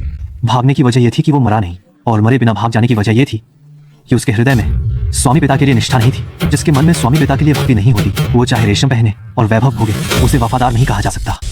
और जिसके मन में स्वामी पिता बसते हो, वो चाहे फूस के जूते पहनकर चले, उसे वफादार नहीं कहा जा सकता।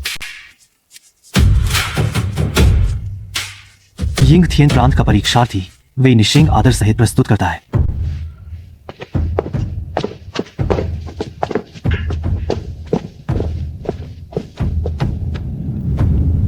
वांग गुंगोंग, इतनी गर्मी में आप खुद कैसे चले आए?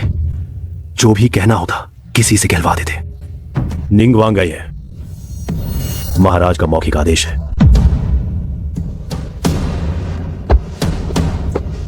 महाराज ने कहा है, चाचा इन दिनों आप जोंगरेनफू में हैं, आपकी तबीयत ठीक है ना?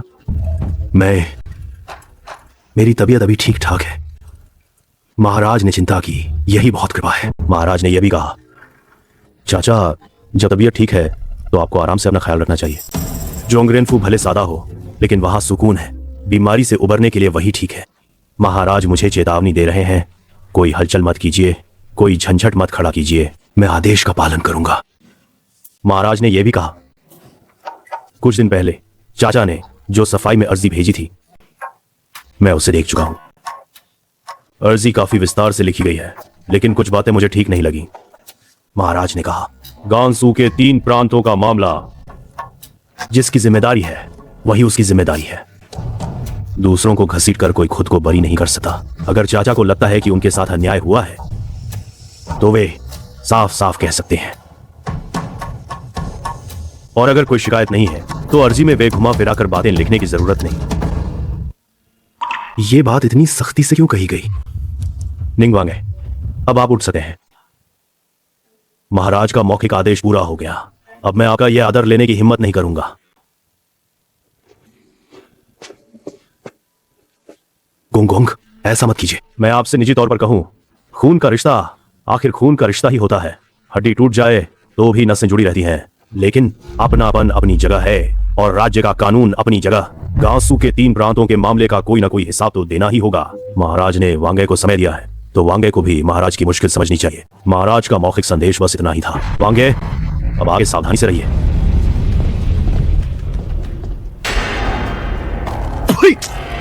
पिताश्री, आप मुझे मार क्यों रहे हैं?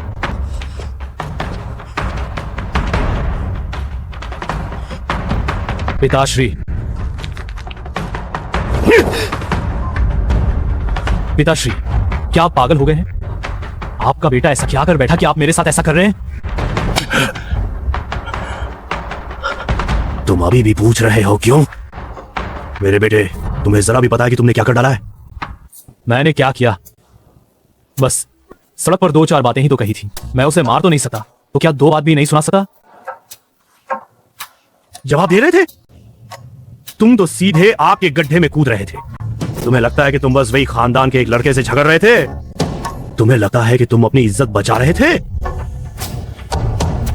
युए, जरा होश में आओ। मैं पूरी तरह होश में हूँ। वो बस एक नीच दर्जे का खानदानी लड़का है। ऐसे लोग शियान फू में तो बस मेरे मनोरंजन का सामान है।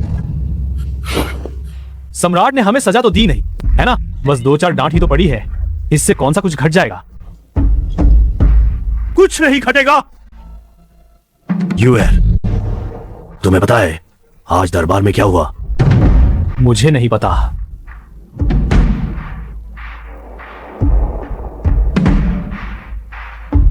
जिस दिन तुम सड़क पर वेई निशंक से झगड़ रहे थे, उस दिन पूरी सड़क इंगतियान फूस से प्रांतीय परीक्षा देने आए विद्यार्थियों से भरी थी।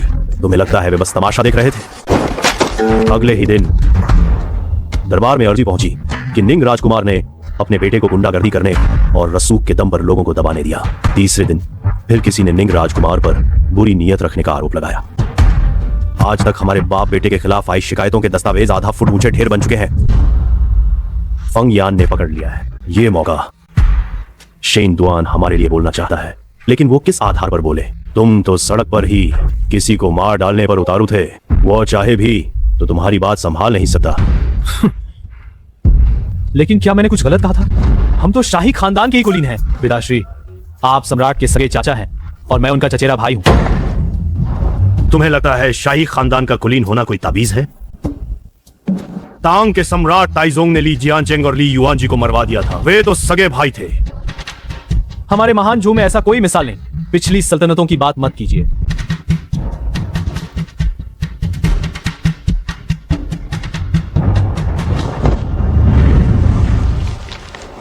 गांसू के 3 प्रांतों के पतन का कारण। महाराज, ये मुसीबत क्यों खड़ी कर रहे हैं?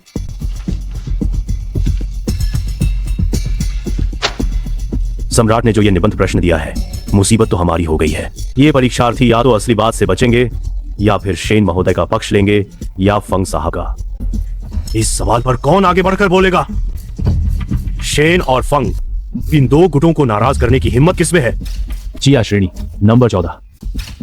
ये उत्तर पत्र। ये छात्र, ये तो पागल है। सोंग साहब, क्या हुआ? इस उत्तर पत्र में कोई समस्या है? इसमें बस एक ही शब्द है, भागना। 3 प्रांतों के खोने का कारण था भाग जाना, और भागने का कारण था कि मरने का सामना नहीं किया गया, और मरने तक न डटे रहने का कारण था कि मन में न राजा था न पिता सा कर्तव्य। ये तो इतना बेखौफ लिख गया है।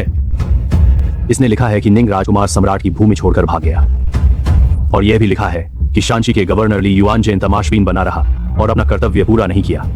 यह सचमुच पागल है। पागल? बाकी उत्तरों की तुलना में इसने साफ लिखा है कि 3 प्रांतों का पतन न तो प्राकृतिक आपदा से हुआ न दुश्मन की ताकत से, बल्कि यह इंसानी योजना और फैसलों की नाकामी थी। इस बात में जिम्मेदारी बहुत साफा बांटी गई है। ली युआनचेन की अपनी जिम्मेदारी है, निंग राजकुमार की अपनी। न इसने सारा दोष एक तरफ डाला है, न किसी एक का पक्ष लिया है। जाओ हेंग ने ठीक कहा। और क्या तुम्हें नहीं लगता कि इस परीक्षार्थी ने भले ही बहुत साहस से लिखा हो, पर बात सबसे सीधी और सही यही है? देखो, पहले वाले परीक्षार्थी या तो असली मुद्दे से बच रहे थे, या शेन दुआन के पक्ष में थे, या फंग यान के। दोनों तरफ बस दोष डाला जा रहा था, कोई बलि का बकरा ढूंढा जा रहा था। लेकिन इस उत्तर पत्र का जवाब अलग है। इसने किसी एक पक्ष को नहीं बचाया, दोनों की जिम्मेदारी साफ बताई है। सही। निंग राजकुमार शाही कुल से हैं। ली युआनचेन भी दरबार के नियुक्त अधिकारी हैं, और वह एक साधारण आदमी होकर भी राजकाज पर ऐसी बेलगाम राय दे रहा है। यह सम्राट का दिया हुआ नीति प्रश्न है। जब सवाल यही है तो परीक्षार्थी को इसी पर राय देनी होगी। अगर वह न बोले तभी वह सम्राट की अपेक्षा के साथ अन्याय करेगा। सोंग साहब, आप मुख्य परीक्षक हैं, इस उत्तर पत्र को आप कैसे देखते हैं? तुम लोग बताओ, सम्राट ने यह प्रश्न क्यों दिया होगा? दरबार में आधे साल से बहस चल रही है।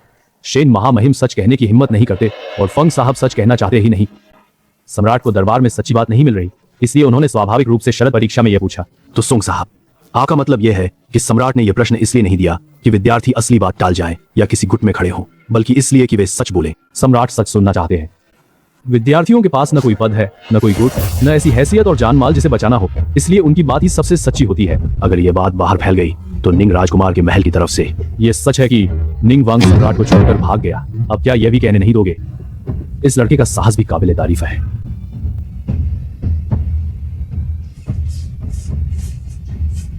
इसे सर्वोच्च श्रेणी मिलनी चाहिए।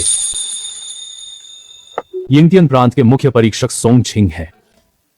यह आदमी कैसा है? मंत्री सोंग गुओ जिज्यान में जीजू रह चुके हैं। विद्या भी अच्छी है और स्वभाव भी सीधा सच्चा है। इस बार उत्तर पुस्तिकाएं जांचते समय भी सुना है कि उन्होंने पूरी निष्पक्षता रखी, कोई गड़बड़ी नहीं हुई। अच्छा, वाकई बहुत अच्छा। जिसके हृदय में अपने स्वामी और पिता के लिए श्रद्धा हो, वह चाहे साधारण वस्त्र और घास की चप्पल पहने, उसे निष्ठाहीन नहीं कहा जा सकता।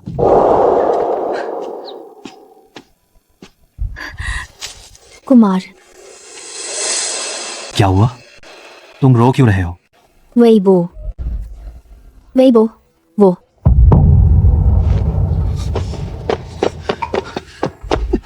कुमार,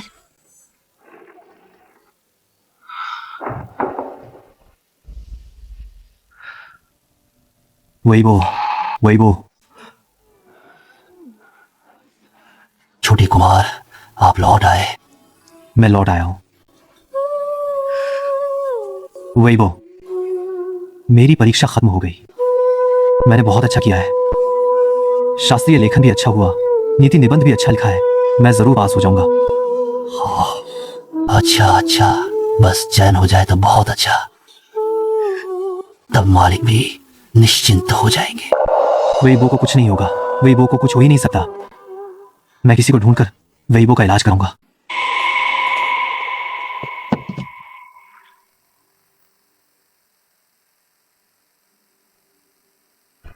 छोटे कुमार, जरा अलग चलकर बात करें।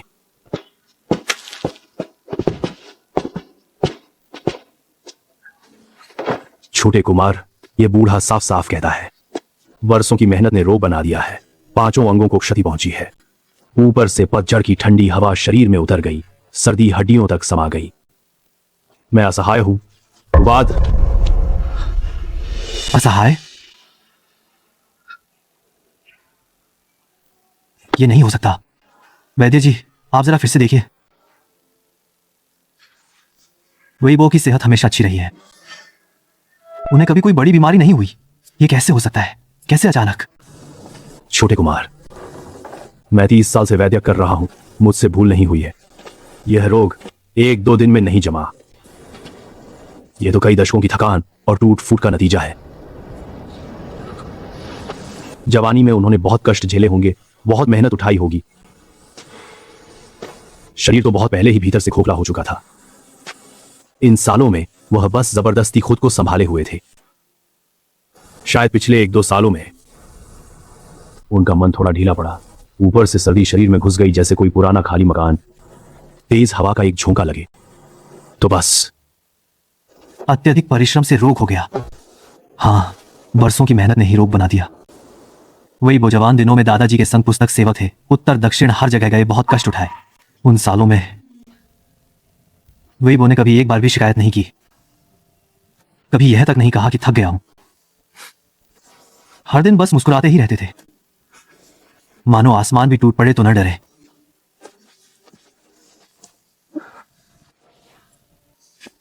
तो उन सालों का दुख और थकान थी। बस आपने मेरी जगह उसे अपने ऊपर उठा लिया। वही वो, आपने पहले क्यों नहीं बताया? मुझसे क्यों नहीं कहा? मुझे बहुत पहले समझ जाना चाहिए था। परीक्षा के उन 3 दिनों में जो हमेशा मुझे डांटता था, मेरी सबसे ज्यादा चिंता करता था, उसी ने उन दिनों लगातार मुझे पुकारा। कुमार, कुमार, मोसार, हो रहा।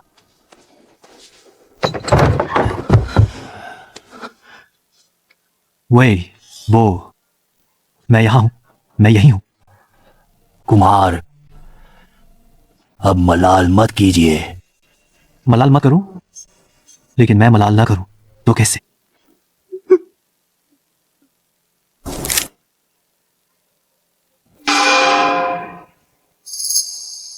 जिंगहे के 10वें वर्ष यिंगतियान प्रांत की प्रांतीय परीक्षा के नतीजे घोषित हुए।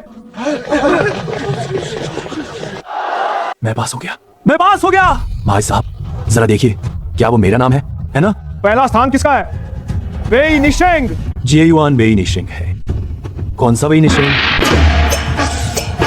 यिंगतियान प्रांत की परीक्षा में सफलता का शुभ समाचार। राजधानी के वेई कुल के श्री वेई निशिंग ने जिंगहे के 10वें वर्ष यिंगतियान प्रांत की परीक्षा में प्रथम स्थान पाकर जिए युआन की उपाधि प्राप्त की है। वेइबो, मैं पास हो गया वेइबो।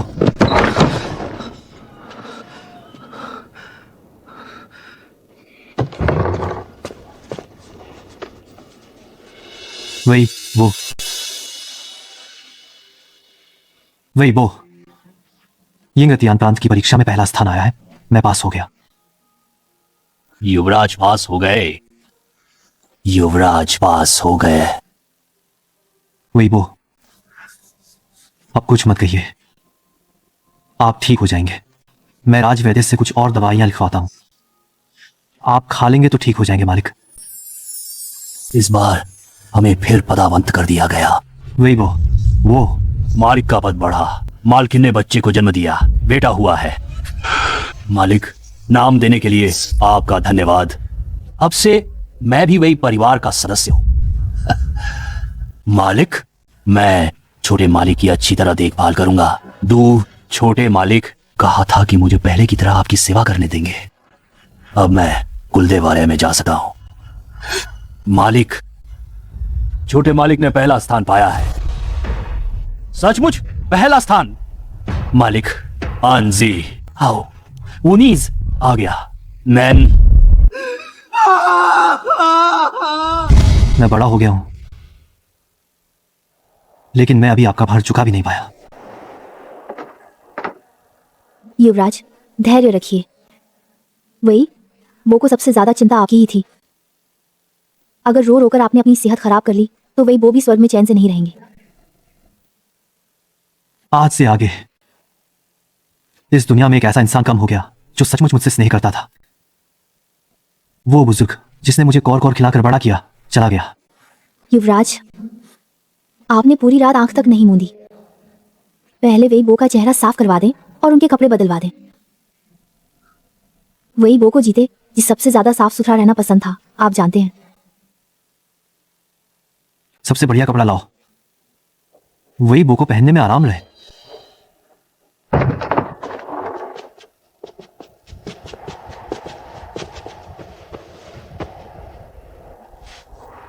वही बो, अब आगे मुझे प्यार करने वाला कोई नहीं रहेगा।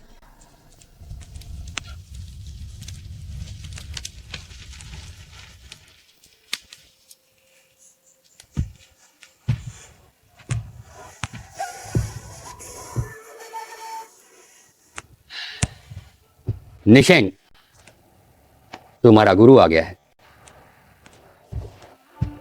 गुरुजी, वे यान भी चला गया। भाई वेन्युए, वो भी तुम्हें खोजने चला गया है। तुम क्या करने का सोच रहे हो? मैंने वेइबो से वादा किया था, मैं उन्हें दादाजी के पास दफन करूंगा। आखिरकार वेई यान वेई परिवार का वंशज नहीं है। रीति नियमों के अनुसार बाहरी नौकर को पैतृक कब्रिस्तान में दफन नहीं किया जा सकता। निशेंग, अब तुम जिए युआन बन चुके हो। ऐसे नाजुक समय पर तुम्हारा यह आचरण सारे जग की निंदा मोल लेगा। अगर मानो तो उन्हें शहर के बाहर छिंगफंग पर्वत पर दफना दो, वहां शांति रहेगी। वहां से राजधानी भी दिखेगी और दक्षिण में पैतृक घर की दिशा भी। वहां से वह तुम्हें भी देख सकेगा और वेन्युए को भी। गुरु तुम्हारे लिए जमीन का एक टुकड़ा खरीदवा सकता है। बहुत धन्यवाद गुरुजी। धन्यवाद इस बात का, तुम मेरे फंगयान के शिष्य हो। तुम्हारा काम ही मेरा काम है। फिर भी वेयान ने तुम्हारे दादाजी की उम्र भर सेवा की और तुम्हें भी पाल पोस कर बड़ा किया। यह तो करना ही चाहिए। हाँ, यही तो करना चाहिए। इसलिए मैं उन्हें दादाजी के साथ ही रखूंगा। तुम एक मामूली जिए युआन जो इस शरद धतु में नया कुलीन बना है, वह एक नौकर के लिए इतना बड़ा अंतिम संस्कार कर रहा है और ऊपर से उसके साथ बुजुर्ग का सम्मान भी करना चाहता है। फिर रीति रिवाज और मर्यादा का स्थान कहां रहा? ऊंच नीच का भेद फिर कहां रहा? यह तो सरासर दुनिया भर की हंसी उड़ाने वाली बात है। मैं अवश्य लिखित शिकायत करूंगा और इस लड़के का जिए युआन का दर्जा छिनवा दूंगा। वही निशंक के लिए हरगिज कोई नौकर नहीं था। वो परिवार था, बल्कि पालक पिता जैसा था। पालक पिता के मरने पर कोई भला दुखी कैसे ना हो। मैं सबसे अधिक रीति और मर्यादा को मानता हूं। वही निशिंग का ये काम भले ही रीति के अनुसार ना हो, पर इंसानियत के अनुसार बिल्कुल है। एक अनाथ जिसे उसके कुल ने ठुकरा दिया, उसी बूढ़े सेवक ने पाल पोस कर बड़ा किया। अब वो बूढ़ा सेवक मर गया, उसे बड़े बुजुर्ग का मान देकर दफनाने में गलत क्या है? युवराज, आप जानते नहीं हैं, वो वही निशिंग जो धूमधाम से जे युआन बना, लू मिंग की दावत में भी नहीं आया। सबको लगा उसकी तबीयत खराब है, लेकिन हुआ क्या? नतीजा ये कि उसके घर का एक बूढ़ा नौकर मर गया था। क्या मनहूस नाम है।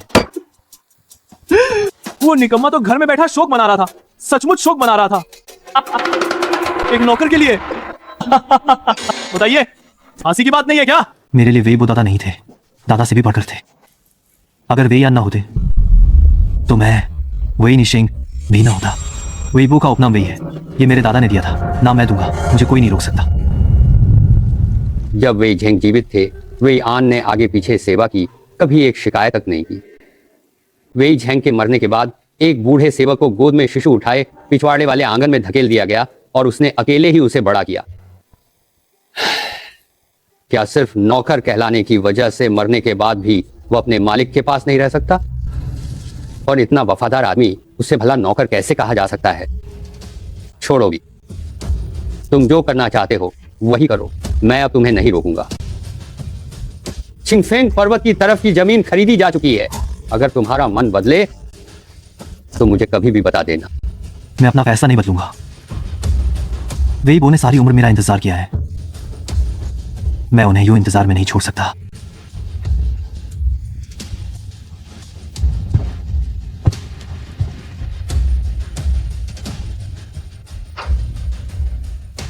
वेईयान की यह जिंदगी सार्थक रही, लेकिन आगे तुम्हें बहुत कुछ झेलना होगा। ओ भोले बच्चे, चाहे मुझे सारी दुनिया के खिलाफ क्यों ना जाना पड़े, चाहे मुझे सब कुछ दांव पर क्यों ना लगाना पड़े, मैं हर हाल में वेईबो की इच्छा पूरी करूंगा।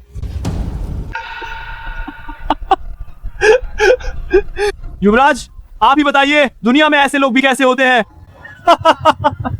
एक नौकर, बस नौकर ही तो था, मर गया तो मर गया, कुछ चांदी देकर दफना देना था, और वो तो उसे बड़े बुजुर्ग वाला सम्मान देना चाहता है।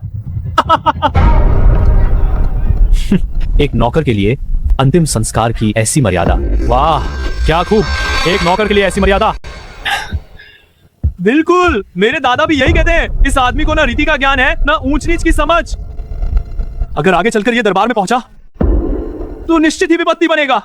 आप युवराज, आप ही कहिए, मेरे दादा जो कहते हैं क्या वो सही नहीं है? हाँ, वरिष्ठ शेन ने बिल्कुल ठीक कहा।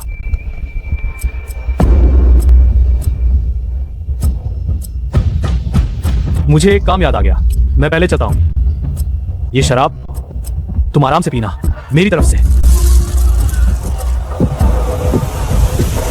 वेई निशिंग, तुम तो सच में अपनी बड़ी नेक छवि करना जानते हो, लेकिन क्या तुम्हें पता है, इस दुनिया में सबसे ज्यादा नफरत तुम जैसे लोगों से ही की जाती है। वेई निशिंग उस बूढ़े सेवक के लिए बड़े बुजुर्गों वाला संस्कार करना चाहता है। शेन यी ने यही कहा। उसने यह भी कहा कि वेई निशिंग लू मिंग की दावत में भी नहीं गया और घर में शोक मना रहा है। यू एयर, क्या तुम जानते हो वेई निशिंग ऐसा क्यों कर रहा है? क्योंकि वह बूढ़ा सेवक इस दुनिया में उसका इकलौता अपना था। बचपन से ही उसे पिछवाड़े वाले आंगन में धकेल दिया गया था। उसी बूढ़े सेवक ने उसे कौर कौर खिलाकर बड़ा किया। उसके दिल में वो बूढ़ा सेवक नौकर नहीं है। पिताश्री, तुम क्या कहना चाहते हो? यूअर, तुम्हें पता है तुम में और उसमें सबसे बड़ा फर्क क्या है? तुम्हारे पास तुम्हारे पिता राजा हैं, निंगवांग का महल है, पूरा शाही कुल तुम्हारे पीछे खड़ा है, और उसके पास कुछ भी नहीं है। उसके पास बस एक बूढ़ा नौकर था, इसलिए उसने रीति नीति तोड़ने तक की परवाह नहीं की। फिर भी उसने उसे बड़े बुजुर्गों के सम्मान के साथ दफनाया। तो पिता राजा, आप उस नाजायज औलाद पर तरस खा रहे हैं। तरस? मैं तुम्हें सावधान कर रहा हूं, जिस इंसान के पास खोने को कुछ नहीं होता वो कुछ भी करने पर उतर सकता है।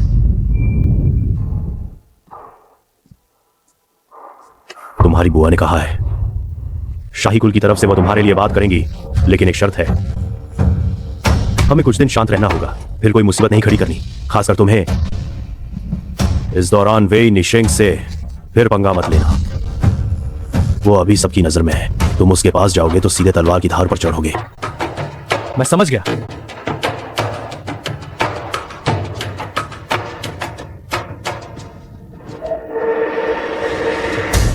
शांत रहो,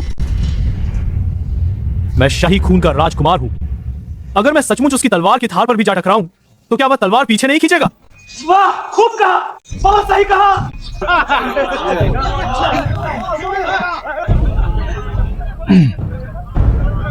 शहजादे, आज आपको इस बैंग्युए लाओ में आने का कैसे ख्याल आया? तमाशा सुनने। यहां कौन सा तमाशा है? जरा सुनो तो, कैसी जोरदार गूंज उठी है। नहीं, निशेंग तो दरबार का जेयुआन है। इस साल का पहला विजेता उसका यह काम रीति नीति को कहां छोड़ता है? वो किस हक से जेयुआन बना? सुना है वो लूमिंग दावत में भी नहीं गया, बस घर में बैठा उस बूढ़े नौकर का मातम मनाता रहा। लूमिंग दावत क्या होती है? वो शरद परीक्षा के बाद दी जाने वाली शाही दावत है। दरबार की शान है बस यश और प्रतिष्ठा का दिखावा। ऐसा आदमी भी जेयुआन कहलाने लायक है? शहजादे, ये लोग चाहे जितना शोर मचाएं, आखिर कह तो सिर्फ बातें ही रहे हैं। वही घराने के उस लड़के को जेयुआन दरबार ने ठहराया है। परीक्षकों ने फैसला किया है, क्या इनके कह देने भर से वो रद्द हो जाएगा? सिर्फ मुंह की बातें। भाई शेन, क्या तुम्हें पता है यही दुनिया की सबसे खतरनाक चीज है? शुरू में मुझे भी नहीं पता था, लेकिन उस दिन वेई खानदान के उस हरामी ने खुद मुझे यह सिखा दिया। तो वो क्या है? न तलवार न भाला जुबान। ये गत्यानफू के सारे विद्यार्थी कलम उठाते हैं तो वो तलवार बन जाती है। भाई शेन, सोचो तो सही, वेई निशेंग ने नौकर के लिए शोक विधि की यह बात इतनी बड़ी क्यों बन गई? क्योंकि ये रीति नीति के खिलाफ है। रीति नीति तोड़ने वाले और भी बहुत हैं। फिर शोर सबसे ज्यादा उसी पर क्यों है? क्यों? क्योंकि वो बहुत दिखावा करता है। जेयुआन बना, प्रथम स्थान पाया, फिर भी लूमिंग दावत में नहीं गया और घर में एक बूढ़े नौकर का मातम मनाता रहा। वो जितना ऐसा करेगा उतना ही लोगों की नफरत मोल लेगा। जो विद्यार्थी पास नहीं हुए उनके दिल में पहले से आग दबी पड़ी है। उन्होंने 10 साल खून पसीना बहाकर पढ़ाई की और एक ही झटके में असफल हो गए, जुरेन की उपाधि तक न पा सके। और वेई निशेंग को देखो, न सिर्फ पहला स्थान पाया, ऊपर से ऐसा बर्ताव कि मान सम्मान उसके लिए धूल बराबर है। बताओ, क्या ये लोग इससे दिल से सह पाएंगे? तो शहजादे, आपका इरादा है बस कोई एक चिंगारी लगा दे, ये सूखी लकड़ी का ढेर खुद ही भड़क उठेगा। हाँ, बिल्कुल। वही निशेंग ने नौकर के लिए शोक विधि की। मानो रीति नीति कुछ है ही नहीं, उसे जेयुआन की उपाधि छीन लेनी चाहिए। हाँ, वो इसके लायक नहीं है। जेयुआन तो दरबार की प्रतिभा परीक्षा का शिखर होता है, उसे सब विद्यार्थियों के लिए आदर्श होना चाहिए। उसका ये आचरण क्या बुरी मिसाल नहीं बनेगा? हमें सामूहिक निवेदन भेजकर दरबार से उसकी जेयुआन की उपाधि रद्द करने की मांग करनी चाहिए। सज्जनों, जरा शांत रहिए। वही निशेंग ने नौकर के लिए शोक विधि की, भले ही ये रीति और कानून के विरुद्ध हो, मगर इंसानियत के खिलाफ नहीं है। अगर दरबार इसी वजह से उसकी जेयुआन की उपाधि छीन ले तो क्या ये सारे विद्यार्थियों का दिल नहीं तोड़ देगा? कैसी इंसानियत! रीति नीति तो रीति नीति है। आज वो नौकर के लिए शोक विधि कर सकता है, तो क्या कल दास के लिए शोक वस्त्र भी पहन लेगा और परसों किसी दासी के लिए शोक भी मनाएगा? फिर सामाजिक मर्यादा और नैतिक व्यवस्था का क्या होगा? शहजादे, यही वो तमाशा है जिसकी आप बात कर रहे थे। अब वक्त करीब आ गया है। अब विद्यार्थियों का गुस्सा दबाए नहीं दब रहा, तो अब आगे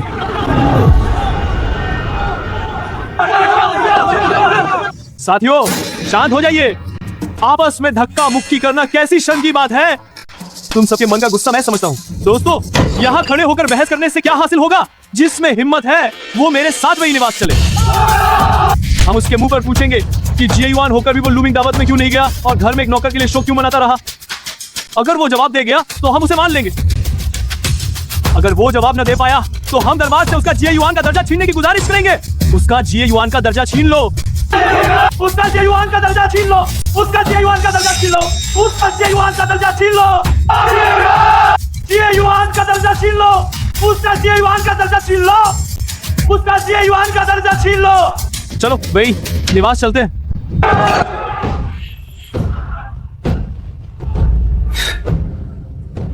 अब असली तमाशा शुरू हुआ। तुम लोग कौन हो?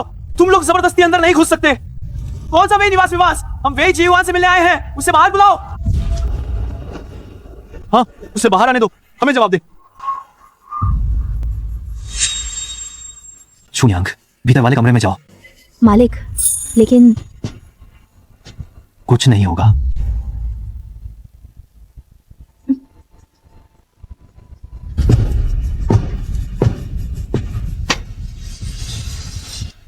वही वो, आप मत डरिए, मैं हूं।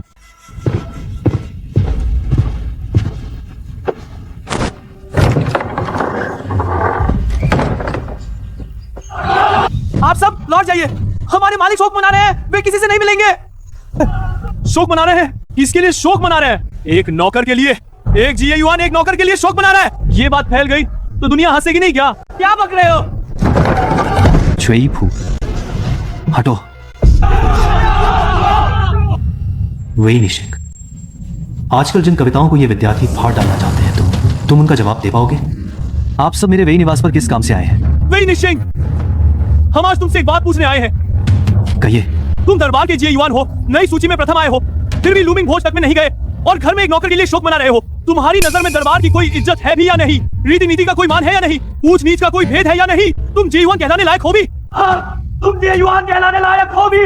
झूठी शोहरत बटोर रहे हो, रीति नीति तक नहीं जानते। उसका जिये युआन का दर्जा छीन लो। हाँ, झूठी शोहरत बटोर रहा है, रीति नीति नहीं जानता। उसका जिये युआन का दर्जा छीन लो, उसका जिये युआन का दर्जा छीन लो, उसका जिये युआन का दर्जा छीन लो। आप सब कहते हैं कि मैं जिये युआन बनने के लायक नहीं, तो मैं भी आप सबसे एक बात पूछना चाहता हूँ। जिये युआन होने का मानदंड क्या है? शरद परीक्षा के तीनों दौर में मैं हर बार श्रेष्ठ ठहरा। परीक्षकों ने जांच कर मुझे जिये युआन घोषित किया। ये दरबार का फैसला है, मैंने खुद को यह पद नहीं दिया। अगर आप सबको लगता है कि मैं इसके लायक नहीं, तो बेझिझक परीक्षकों के पास जाइए, दरबार जाइए, सम्राट को अर्जी दीजिए। अगर आप परीक्षकों से फैसला बदलवा दे, दरबार से आदेश वापस करवा दे, तो मुझ वे निशिंग को कुछ कहने की जरूरत नहीं रहेगी। लेकिन आप सब आज मेरे वे निवास पर न तो लेखन या शास्त्र पर चर्चा करने आए हैं, बल्कि मेरे घर के शोक पर बात करने आए हैं। मैं वे निशिंग किसके लिए शोक मनाऊं? किस रीति से अंतिम संस्कार करूं? उससे आप लोगों का क्या लेना देना? और उसका जिये युआन होने से क्या संबंध? वे निशिंग, तुम तो बड़े ही पेचीदा निकले। तुम जिये युआन हो, दुनिया भर के विद्यार्थियों के लिए मिसाल हो। तुम एक नौकर के लिए शोकाचार निभाकर रीति नीति को ताक पर रख रहे हो। क्या इससे बुरी मिसाल नहीं पड़ेगी? बुरी मिसाल? पहले तुमसे पूछो, ऋषियों ने ये नियम कायदे किससे बनाए थे? स्वाभाविक है, दुनिया को संस्कार सिखाने के लिए, लोगों के मन को सीधा करने के लिए और अच्छे आचरण को गाढ़ा करने के लिए। तो फिर इंसानियत कहाँ है? संतों ने कहा है, अंत का आदर करो और पूर्वजों को याद रखो, तभी लोगों का चरित्र उदार बनता है। मृतक सबसे बड़ा होता है। मिट्टी में शांति से सुपुर्द होना ही सुकून है। यही प्रकृति का नियम है, यही मानवीय भावना। मैं वे निशिंग पालन पोषण के क्षण के लिए शोक मना रहा हूँ। इसमें गलत क्या है? आप लोग कहते हैं कि मैं झूठी शोहरत बटोर रहा हूँ, तो मैं भी आपसे पूछता हूँ, आज तुम सब भीड़ जुटाकर मेरे वे निवास के दरवाजे पर आ खड़े हुए हो। ये सचमुच रीति नीति के लिए है या अपने मन की किसी छिपी हुई गंदी मंशा के लिए? तू हम पर झूठा इल्जाम लगा रहा है। हम तो पूरी निष्पक्ष नीयत से आए हैं, रीति नीति के लिए आए हैं, मर्यादा के लिए आए हैं। तुझे हमें यूं बदनाम करने का हक नहीं। निष्पक्ष नीयत? तुम लोग कहते हो कि मैंने नौकर के लिए शोकाचार करके ऊंच नीच का भेद बिगाड़ दिया। तो सुन लो, मेरे लिए वे ऑन कभी नौकर था ही नहीं। जिस दिन मैं वे निशिंग पैदा हुआ, उसी दिन मेरी माँ रक्तस्राव से मर गई। मेरे पिता मुझे अपशकुन मानते थे, हरामजादा कहते थे और मुझे भूखा मार डालना चाहते थे। तब मैं बस अभी अभी जन्मा एक शिशु था, रोने की आवाज तक नहीं निकाल पाता था। वो वेयान था। उसी ने दादा की स्मृति फलक को सीने से लगाकर सीधे मुख्य कक्ष में घुसकर मेरे जन्मदाता पिता के सामने घुटने टेक दिए। दादा की अंतिम इच्छा का हवाला दिया, तब जाकर मेरी जान बची। वाह, क्या तेज जुबान है। वही बोजी, क्या आपको अब भी मुझ पर भरोसा नहीं है? निश्चिंत रहिए, मैं आपको निराश नहीं करूंगा। आसमान भर कागजी चढ़ावे की सौगंध। आइए मेरा साथ देकर एक लड़ाई लड़िए। वो खुद एक अविवाहित आदमी था, उससे भला शिशु को पालना क्या था? बस हवेली की दाइयों से गिड़गिड़ाकर मेरे लिए थोड़ा दूध मांग लाता था। जब दूध नहीं मिलता तो चावल की खिंचाई से सबसे गाढ़ा मांड बनाता, फिर हर चम्मच फूक फूक कर ठंडा करके मुझे खिलाता। वो पूरे 10 साल थे। वेयॉन मेरे दादा नहीं थे, पर दादा से बढ़कर थे। लीजिए में कहा गया है, गुरु और पिता दोनों से बढ़कर कोई अपनापन नहीं होता। औपचारिक पढ़ाई शुरू होने से पहले वेयॉन ने टहनियों से जमीन पर लिख लिख कर मुझे अक्षर सिखाए थे। 5 संबंधों में कहाँ कभी उपकार और धर्म को किसी एक कागजी दस्तावेज पर लिखा जाता है, लेकिन आखिर वो बस एक नौकर ही था और कुछ नहीं। चुप रहो, मेरे परदादा दयालु थे। उन्होंने कई दशक पहले ही वो बंधपत्र जला दिया था और उसका नौकर वाला दर्जा खत्म कर दिया था। इस बात का सरकारी रिकॉर्ड मौजूद है। तुम लोग बार बार उसे नौकर कहते हो, सच नहीं जानते या जानबूझकर आंखें मूंद रहे हो। कौन जाने तुम क्या कह रहे हो? क्या सज्जन पुरुष को यूं भरमाया जा सका है? तुम, मैं, मुझे नहीं पता। जिस दिन मैं परीक्षा में पास हुआ, वह दिन तो उसके मुस्कुराते हुए सुख से बुढ़ापा बिताने का होना चाहिए था, मगर उसी क्षण जब उसे मेरी सफलता का पता चला, वो गिर पड़ा। उसने सारी उम्र मेरी चिंता में काट दी। आखिर में वो मेरी शादी की खुशी का एक घूंट भी न पी सका। उसके अंतिम संस्कार में मैं उसे बड़ों का सम्मान देकर ही विदा करूंगा। वे यान मेरे पिता नहीं थे, और जो कर्तव्य पिता भी न निभा सके वह उन्होंने निभाया। अगर सिर्फ इसलिए कि वो कभी नौकर रहा था मैं इन 10 साल की परवरिश और स्नेह का क्षण मिटा दूं, तो मैं वेई निशिंग व्यर्थ ही संतों की किताबें पढ़ा हूं और व्यर्थ ही इंसान कहलाता हूं। छोड़ो भी, रहने दो। वाह, क्या बात कही। संतों की किताबें व्यर्थ पढ़ी और इंसान होना भी व्यर्थ। युवराज साहब, वही घराने के बेटे, तुमने ये बात सचमुच बहुत अच्छी कही, बहुत अच्छी। लेकिन तुम कहते हो कि वह नौकर नहीं था, और ये भी कि तुम्हारे पुरखों ने बहुत पहले ही बंद पत्र जला दिया था। तो मैं तुमसे पूछना चाहता हूँ, अगर वो नौकर नहीं था तो जीते जी वो रहता कहाँ था? तुम्हारे वही परिवार के पिछवाड़े वाले आंगन में या अपने घर में? वो बस कुतर्क कर रहा है। तो ये तो बड़ी अजीब बात हुई। अगर वो सचमुच स्वतंत्र था तो फिर तुम्हारे वही घर में ही क्यों रहता था? वही घराने के बेटे, तुम बार बार कहते हो कि वो नौकर नहीं था, मगर उसके खाने पीने, पहनने, उड़ने, चाल चलन में कौन सी बात नौकर जैसी नहीं थी? तुम कहते हो तुम्हारे पुरखों ने बंद पत्र जला दिया और उससे मुक्त कर दिया, तो फिर उसके बाद वही यौन चला क्यों नहीं गया? वो वही परिवार में ही क्यों रुका रहा? और क्यों वह खुशी खुशी तुम्हारे जैसे एक छोटे मालिक के लिए यह सब करता रहा? हाँ, ये सब तो सिर्फ नौकर ही करते हैं। ये तो साफ साफ छिपाने की कोशिश है, जो उल्टा और ज्यादा जाहिर कर रही है। वही घराने के बेटे, तुम बार बार कहते हो कि वही नौकर नहीं था, लेकिन क्या तुमने कभी सोचा कि तुमने उसे सारी उम्र नौकर बनाए रखा? युवराज की यह बात सचमुच मेरे दिल के सबसे गहरे घाव पर लगी है। हाँ, वही तो, वो था ही नौकर। युवराज ने ठीक कहा, दोष मेरी ही अयोग्यता का है। मैंने वेई ऑन को उम्र भर ऐसा नौकर बनाए रखा जो नौकर जैसा था ही नहीं। युवराज पूछते हैं, वेई ऑन गया क्यों नहीं? जिस दिन मेरे पुरखों ने बंधपत्र जलाया उस समय वेई ऑन पूरी जवानी में था, हाथ पांव सलामत थे, पढ़ा लिखा भी था। अगर वह वेई परिवार छोड़ देता तो अपनी काबिलियत से कहीं भी रोजी कमा सकता था, और अगर चुपचाप वेई घर में रहता तो वैसे भी पूरी जिंदगी गुजर सकती थी। लेकिन उसने ऐसा नहीं किया। युवराज, आप ही बताइए, ऐसा क्यों? क्योंकि उससे मेरी चिंता थी, वो मुझे छोड़ नहीं सकता था। अभी युवराज ने जो कहा उसे उलट कर कहें तो वो भी गलत नहीं होगा। वही बोजी ने मेरी देखभाल इसलिए नहीं की कि वो नौकर थे, बल्कि मेरी देखभाल करने के लिए ही उन्होंने नौकर की पहचान स्वीकार की। युवराज बचपन से ऐशो आराम में पले हैं, शायद आपने ऐसा कभी देखा ही नहीं होगा।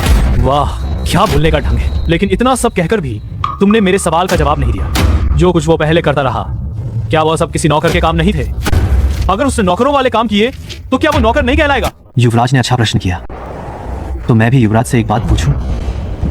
माँ अगर अपने बच्चे के कपड़े सीती सांधती है तो क्या वो नौकर का काम है? ये काम मूलतः नौकर के नहीं होते, अपने जन के होते हैं, उपकारी के होते हैं। लेकिन अगर इन्हें करने वाले की पहचान नौकर की हो तो क्या ये काम अचानक नौकर के काम हो जाते हैं? क्या नौकर का काम कर देने से कोई नौकर बन जाता है? ये कैसी तरकीन बात है। आप सब पढ़े लिखे लोग हैं, नाम और वास्तविकता का फर्क तो जानते ही होंगे। लोन्यू में कहा गया है, सज्जन मूल पर ध्यान देता है, मूल स्थापित हो जाए तो मार्ग स्वयं प्रकट होता है। मूल क्या है? वो है वास्तविकता, नाम नहीं। वही यान ने मेरा पालन पोषण किया, ये वास्तविकता है। वो कभी नौकर था, ये सिर्फ नाम है।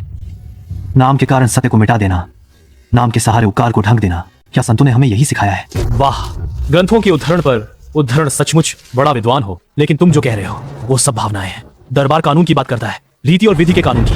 तुम भावना के लिए कानून को छोड़ रहे हो। ये तो सीधी सी बात है, नियम तोड़ना। आज तुम पालन पोषण के उपकार के नाम पर रीति तोड़ सकते हो, कल कोई निजी लगाव के लिए कानून मोड़ देगा, परसों दुनिया का हर आदमी भावना को बहाना बना लेगा। फिर मर्यादा और नैतिक व्यवस्था बची रहेगी या नहीं? युवराज सही कहते हैं, कानून छोड़ा नहीं जा सकता, रीति भंग नहीं की जा सकती। तो क्या युवराज यह भी जानते हैं कि लीजी के क्यूली में एक और बात कही गई है, रीति साधारण जन पर उसी तरह लागू नहीं होती जैसे दंड उच्च अधिकारियों पर वैसे नहीं चढ़ता। तो तुम अब इस बात को अपनी दलील बनाना चाहते हो? रीति आम जन तक नहीं उतरती का मतलब यह है कि आम लोग रोजी रोटी में लगे रहते हैं, इसलिए उनसे पूरी विधि व्यवस्था निभाने की अपेक्षा नहीं की जाती। इसका यह मतलब नहीं कि वे बिना शिष्टाचार के रह सकते हैं। युवराज विद्वान है, इस वाक्य की व्याख्या तो आप भली भांति जानते ही होंगे, लेकिन मैं ये नहीं कहना चाहता। मैं कहना ये चाहता हूँ कि रीति की भी अलग अलग मर्यादाएं होती हैं। पिता के रहते माँ के लिए 7 वर्ष का शोक मानना, ये भी रीति है, और एक सामान्य प्रजा का सम्राट के लिए 3 महीने का शोक वस्त्र धारण करना, ये भी रीति है। रीति कभी भी सब पर एक सी लागू होने वाली चीज नहीं रही। वो व्यक्ति के अनुसार बदलती है, परिस्थिति के अनुसार बदलती है, भावना के अनुसार बदलती है। मैंगजी ने कहा है, दंड अपने प्राय नहीं देखता, बस धर्म जहाँ हो वही प्रधान है। जो उचित हो, जो उपयुक्त हो, जो भाव और तर्क दोनों के अनुकूल हो, वही धर्म है। मैं वे ऑन के लिए बड़ों वाला संस्कार करूँ, क्या ये उचित है या नहीं? ये उसने मुझे पाला, मुझे 10 से अधिक साल तक सिखाया। उसका उपकार मेरे दादा के बराबर है। मैं उसे दादा के सम्मान से विदा करूं, यह बिल्कुल न्याय संगत है। अगर युवराज कहते हैं कि यह रीति विरुद्ध है, तो मैं पूछता हूं, यदि आपके निंग राजमहल में कोई बूढ़ा सेवक हो जिसने बचपन से आपको पाला हो, आपके लिए वार झेला हो, आपकी जान बचाई हो, वो मर जाए, तो आप उसे किस मर्यादा से दफनाएंगे? तो उनकी नजरों में मैं इतना गिरा हुआ हूं? नौकर की हैसियत से कुछ चांदी के सिक्के देकर एक चटाई में लपेटकर सामूहिक कब्रिस्तान में फेंक देंगे, या बड़े बुजुर्ग के सम्मान से? युवराज, क्या आप ऐसा करने का साहस रखते हैं? अब वो मर चुका है। अगर मैं उसे एक ढंग का ताबूत और सम्मानजनक अंतिम संस्कार भी ना दे सकूं, तो मेरी लियू जिशान की इस जान का फिर क्या मतलब? युवराज कहते हैं कि मैंने ही उसे सारी उम्र नौकर बनाए रखा। हाँ, ये मेरा अपराध है, मेरी ही अयोग्यता है। वही काका ने मेरे साथ 10 साल तक कष्ट झेले, कभी अच्छा जीवन नहीं देखा। इसीलिए मैं उनके लिए शिला खड़ी करूंगा, उनकी कब्र बनवाऊंगा, ताकि मरने के बाद भी कोई उन्हें तुच्छ न समझे। मैं अब यही एक काम कर सकता हूँ, और मैं वही निशिंग अब बस यही एक चीज दे सकता हूँ। मुझे मेरी बड़ी बहन ने अपने हाथों से पाल पोस कर बड़ा किया है। अगर आज कोई मेरी बहन को नौकरानी कहकर अपमानित करे, तो क्या मैं भी वही निशिंग की तरह जान लगाकर उसके लिए एक सम्मानजनक पहचान न मांगूंगा? यूं खड़े खड़े क्या देख रहे हो? जल्दी जवाब दो। निंग युवराज, मैं लज्जित हूं, मेरे पास कहने को कुछ नहीं। ये हरकत हद से ज्यादा थी। वही जीवान, मैं मुझसे अशिष्टता हो गई। नाम और पद के लिए जीवन सत्य को ठुकराना, नाम के लिए उपकार को ढंग देना, यह संतों की शिक्षा नहीं है। आज जाओ, युवा लांग ने सचमुच सीख पाई है। सबके सब यहीं रुक जाओ।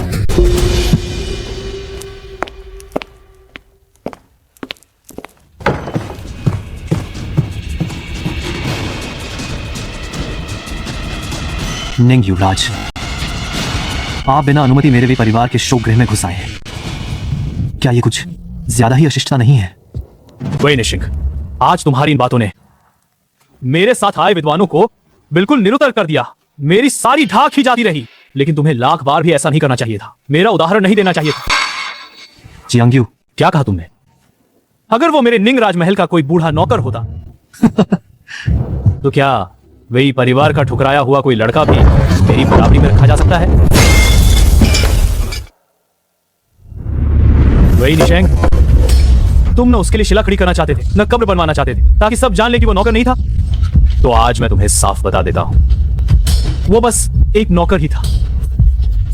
तुम उसके लिए चाहे जितनी ऊंची शिला खड़ी कर दो, चाहे जितना बड़ा नाम दे दो, यह सच नहीं बदल सकता कि वो एक नौकर था। हाथ रोक लो। वही काका, वही काका। उसकी क्या औकात कि मेरी तुलना में लाया जाए? जियांग्यू, एक बार फिर कहो। ये कैसी बात? लगता है इसने सच में किसी को मारा है। मैं निंग राजकुल का युवराज हूँ, शाही खून से हूँ इन लोगों के सामने। मैं कैसे डर दिखा सकता हूँ? 10 बार और कह दूं तो भी बात वही रहेगी। भाई आन एक नौकर था, नीच हैसियत वाला। आज तुम वही निशेंग, उसके लिए यह बड़ा संस्कार करके रीति व्यवस्था को बिगाड़ रहे हो। मैं शाही कुल के गौरव के नाते दरबार की ओर से रीति को ठीक कर रहा हूँ। एक नौकर की स्मृति फलक तोड़ दूं, इसमें क्या गलत है? आप सबने देख लिया, यह आदमी झूठी कीर्ति बटोर रहा है, एक नौकर को अपना पुरखा बना रहा है और लोगों का मन बहका रहा है। अगर आज मैं इसे सबक न सिखाऊं तो कल दुनिया के लोग भी यही करने लगेंगे। फिर मर्यादा और नैतिक व्यवस्था कहां बचेगी? किसी की आत्मा की पट्टिका तोड़ना मानो उसकी गरिमा को रौंदने जैसा अपराध है। यह हद से बढ़ गया है, बहुत ज्यादा बढ़ गया है। वही निशिंग, तुम बार बार कहते हो कि वो नौकर नहीं, मगर अफसोस तुम्हारे वे संतों वाले वचन, तुम्हारी कृतज्ञता और निष्ठा, मेरे सामने उनकी कोई औकात नहीं। आज मैंने जो कुचला है वो बस एक नौकर की पट्टिका है। तू चाहे आसमान सिर पर उठा ले, तेरे लिए कोई न्याय नहीं करेगा। मैं फिर वही बात कहता हूं, याद रख, मैं ये युवराज जियांग कुल का हूं, राजवंश का नाम है मेरा।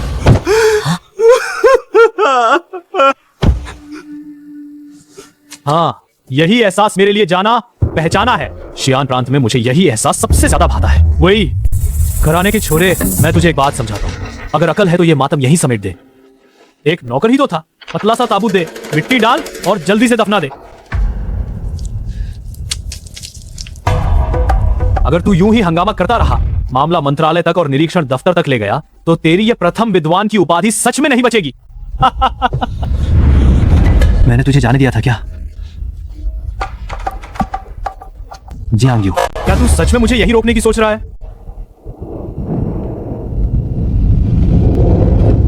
आन, शरणार्थियों की औलाद, आपदा पड़ी तो भाग निकला। 7 साल की उम्र में जिहीं के साथ पुस्तक सेवक बना। शिजोंग के युआनहे के 9वें वर्ष झिंग बीमारी से मर गया। मरने से पहले उसने सबके सामने बंधपत्र जला दिया, उसका नाम दासों की सूची से मुक्त किया, पालन पोषण का मान दिया और यह हक उसकी संतान को भी मिला।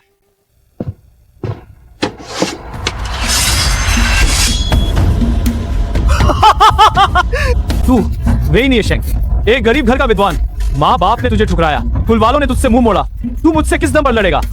इस टूटी फूटी तलवार के सहारे किसे डराता है तू? वही घराने का छोकरा, वही नियशेंग। सुन ले, मैं महान झो राजवंश का शाही वंशज हूँ। मेरे पिता राजकुमार रेंजोंग के सगे पुत्र हैं और मुझे दिवंगत सम्राट ने खुद प्रांतीय राजकुमार बनाया था। मैं शाही खून, मुझ पर हाथ उठाने की जरूरत की तो पूरा कुल मिटा दिया जाएगा। शियान प्रांत में मैंने कैसी हालत नहीं देखी। उनमें से कौन था जिसने लाल आंखों से मुझ पर तलवार न तानी हो? लेकिन आखिर में घुटनों पर गिरकर रहम मांगने वाला कभी मैं जियांग यू नहीं होता। वही जे युआन, जल्दी तलवार नीचे रखो। ये निंग राजकुमार के वारिस है, इन्हें चोट नहीं पहुंचाई जा सकती।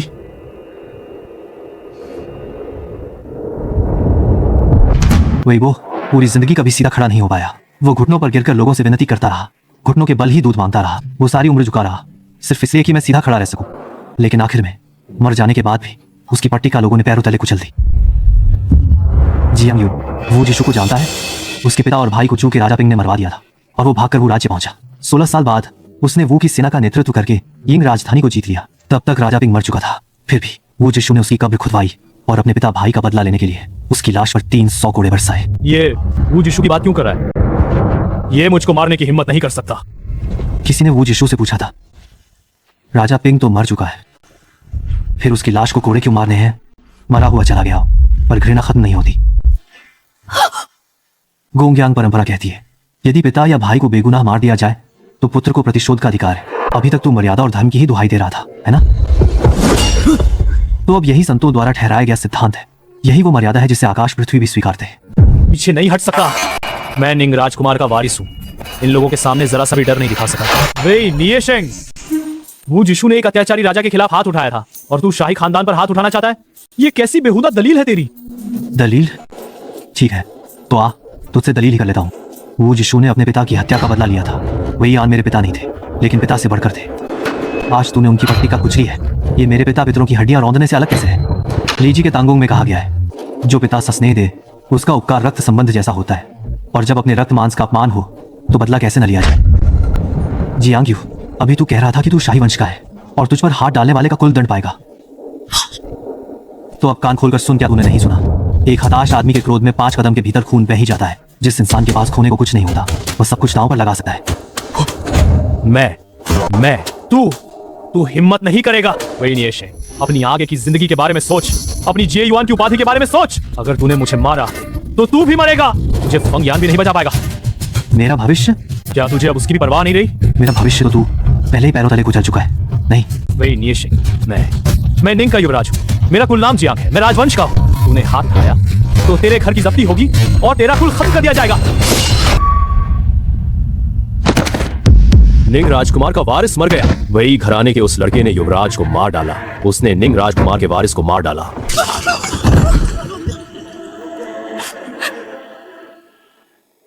मालिक,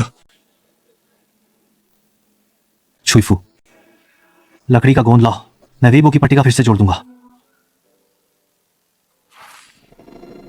मालिक, आप भाग जाइए।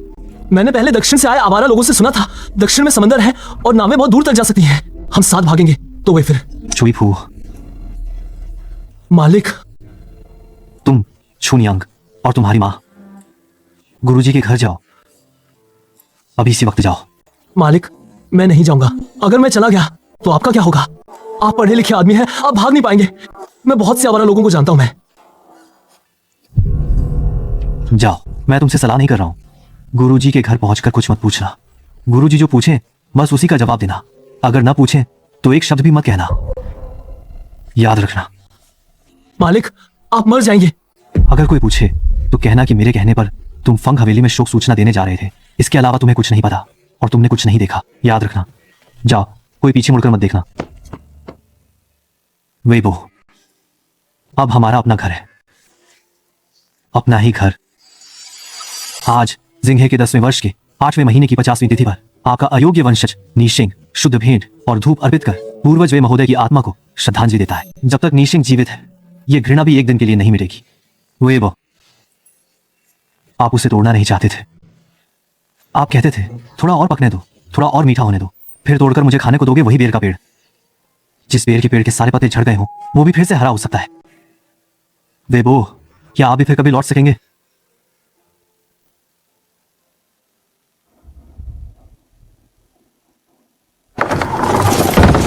वे जियुआन, तुमने बहुत बड़ा अनर्थ कर दिया है। कोई है, इसे बेड़ियों में जकड़ दो।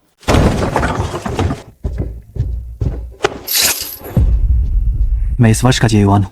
सम्राट ने मुझे विशेष सम्मान स्वरूप रजत मछली थैली और राजकीय जेड चेन प्रदान की है। तुम लोग मुझ पर अपराधी की तरह हाथ डालने की जरूरत कैसे कर सकते हो? जिसके पास शाही उपाधि हो, उस पर संबंधित अधिकारी के बिना मनमाने ढंग से दंड या अपमान नहीं किया जा सकता। और फिर वेई निशिंग तो इस वर्ष का जेयुआन है। वेई निशिंग फंग यान का शिष्य है और ऐसा व्यक्ति है जिसे सम्राट ने मछली, थैली और जेड मोहर से सम्मानित किया है। जब तक अपराध सिद्ध न हो जाए, कौन उसे बेड़ियां पहनाने की हिम्मत करेगा? जो पहनाएगा वही मुसीबत में पड़ेगा।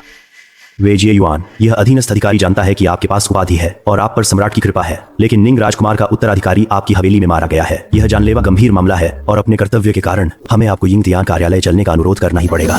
यदि आप सहयोग करेंगे तो मैं लोहे की जंजीरें और बंधन हटवा दूंगा और सिर्फ लोगों को आपकी सुरक्षा में साथ भेजूंगा। अगर आप सहयोग नहीं करेंगे तो मेरी इच्छा न होने पर भी मुझे कानून के अनुसार ही कार्रवाई करनी पड़ेगी।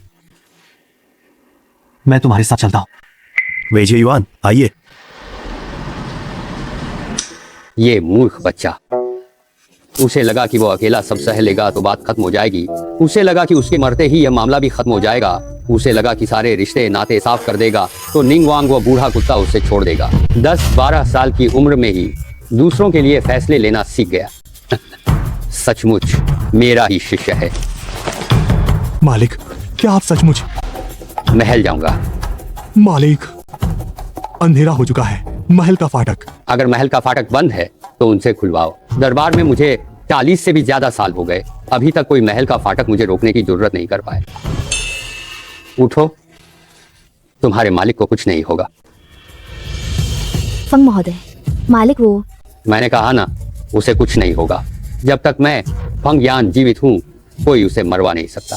पहले मेरी पोती को बंधक बनाकर मुझे धमकाया, फिर बार बार मेरे शिष्य का अपमान किया। वाह निंग वांग, वाह! क्या सच में तुमने मुझे इतना आसान निशाना समझ लिया है? तुम लोग मुझे इस खेल में घसीटना नहीं चाहते थे, तो आज सुन लो, मैं फंग यान आ गया हूं।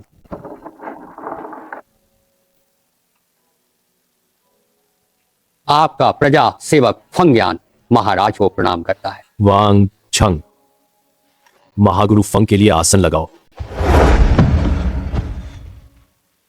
महाराज का धन्यवाद। महागुरु फंग इस समय महल में मुझसे मिलने आए हैं।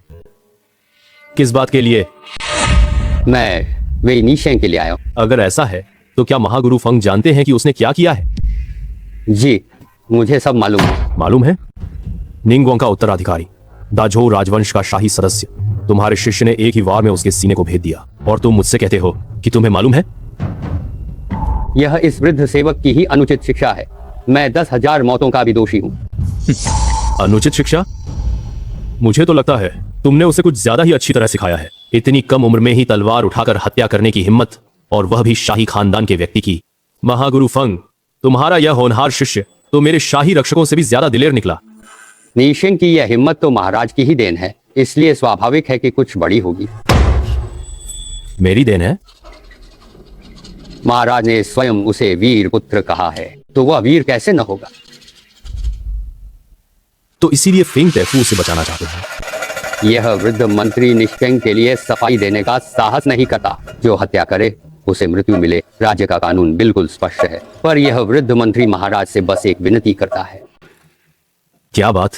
कृपा करके इस वृद्ध मंत्री को यिंगतियन प्रांत से भेजा गया बयान देख लेने दे। बयान? मैं मृत्यु से नहीं डरता। मुझे बस यही भय है कि आने वाली पीढ़ियां ये न जाने कि वेई आन कोई नौकर नहीं बल्कि एक निष्ठावान सेवक था। यदि मैं मर जाऊं तो विनती है मुझे ऑन की कब्र के पास दफनाया जाए। यदि वो दुष्ट मंत्री फिर जिंगतांग में आया तो मैं पाताल से भी तलवार खींच लूंगा। वांग छंग, क्या जियांग यू ने सचमुच ये 8 शब्द कहे थे? वे यान तो एक नौकर, एक नीच देह था। महाराज को निवेदन है, बयान में साफ लिखा है, यह एक नहीं कई विद्यार्थियों ने सुना था। तो उसने सचमुच किसी की स्मृति भला का पवित्र की। महाराज, बयान में लिखा है कि उसने एक साधारण सेवक की हैसियत से समझाने वाले स्वामी कहा था, और झाओ युआन अलांग समेत 5 के बयान एक जैसे हैं। वाह, क्या बात है, मैं नहीं डरता। फेंग तैफू, बताइए, जब वेई निश्चेंग ने वह कविता लिखी थी, क्या उसने कभी सोचा होगा कि एक दिन सच में उसे किसी राजकुमार के सामने खड़ा होना पड़ेगा? ये वृद्ध मंत्री मानता है कि जब उसने वह रचना लिखी, उसके मन में बस 2 ही शब्द थे, क्षण न भूलना, हीर न भूलना। वेई आन के पालन पोषण के उपकार के प्रति सच्चा रहना, महाराज की अपेक्षाओं के प्रति सच्चा रहना और अपने विद्वान हृदय के प्रति सच्चा रहना। जहां तक राजकुमार की बात है, शायद उसने कभी किसी के विरुद्ध खड़े होने का सोचा ही नहीं। बस जब बात सिर पर आ गई, न बचने की जगह रही न पीछे हटने की, तो वह पीछे नहीं हटा। न बचने की राह, न पीछे हटने की जगह। तो फेंग तैफू, इस चाल में आप पीछे हटेंगे या नहीं? यह वृद्ध मंत्री भी अब पीछे हटने की स्थिति में नहीं है।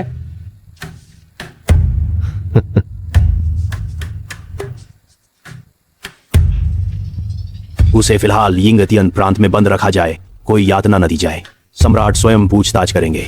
महाराज, ये नीचे वालों को बता रहे हैं कि वेई निश्चिंग के साथ क्या करना है, ये अभी तय नहीं हुआ, इसलिए कोई भी।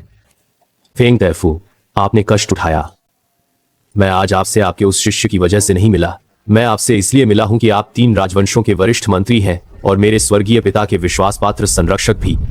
इसीलिए मैं आपका मत सुनना चाहता था। मेरे मत में वेई निश्चेंग ने जियांग यू की हत्या की, इसीलिए वह दोषी है। लेकिन जियांग यू की मौत अन्यायपूर्ण नहीं थी।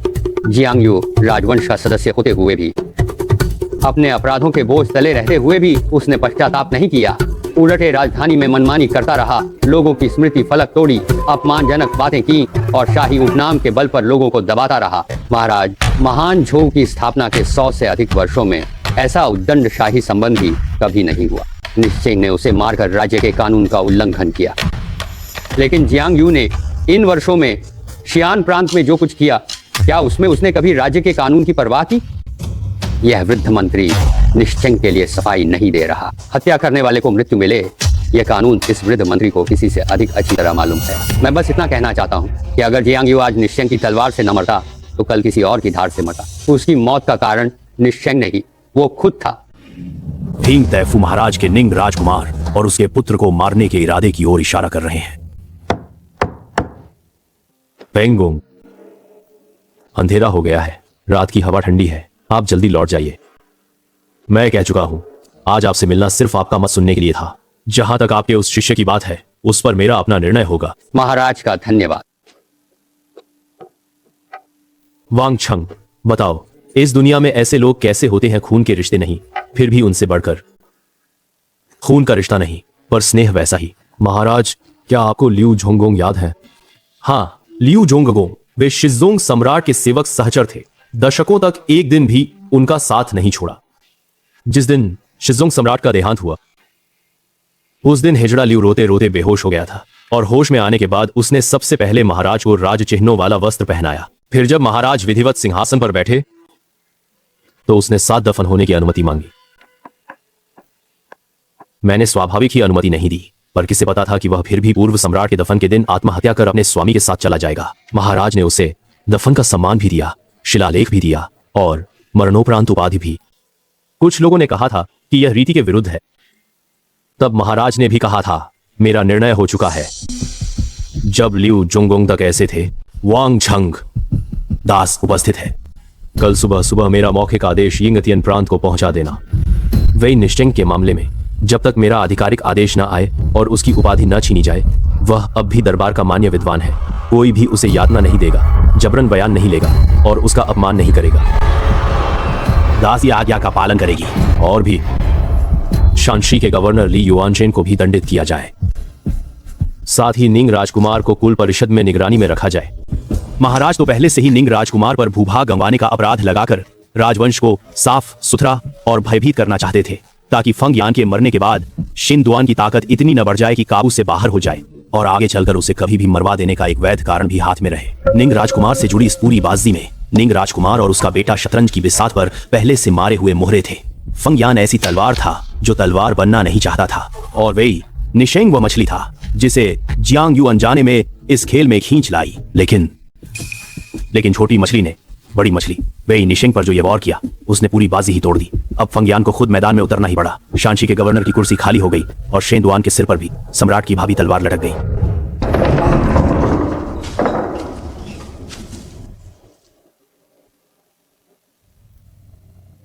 फिर एक बार चांदनी छा गई है। छोटे मालिक, इस चांद को देखिए। इसकी रोशनी हमारे इस आंगन पर भी पड़ती है और उन ऊंचे खानदानों की हवेलियों पर भी। लगता है ऊपर वाला न्यायी है, ऊंच नीच नहीं देखता, हर किसी को थोड़ा सा उजाला देता है।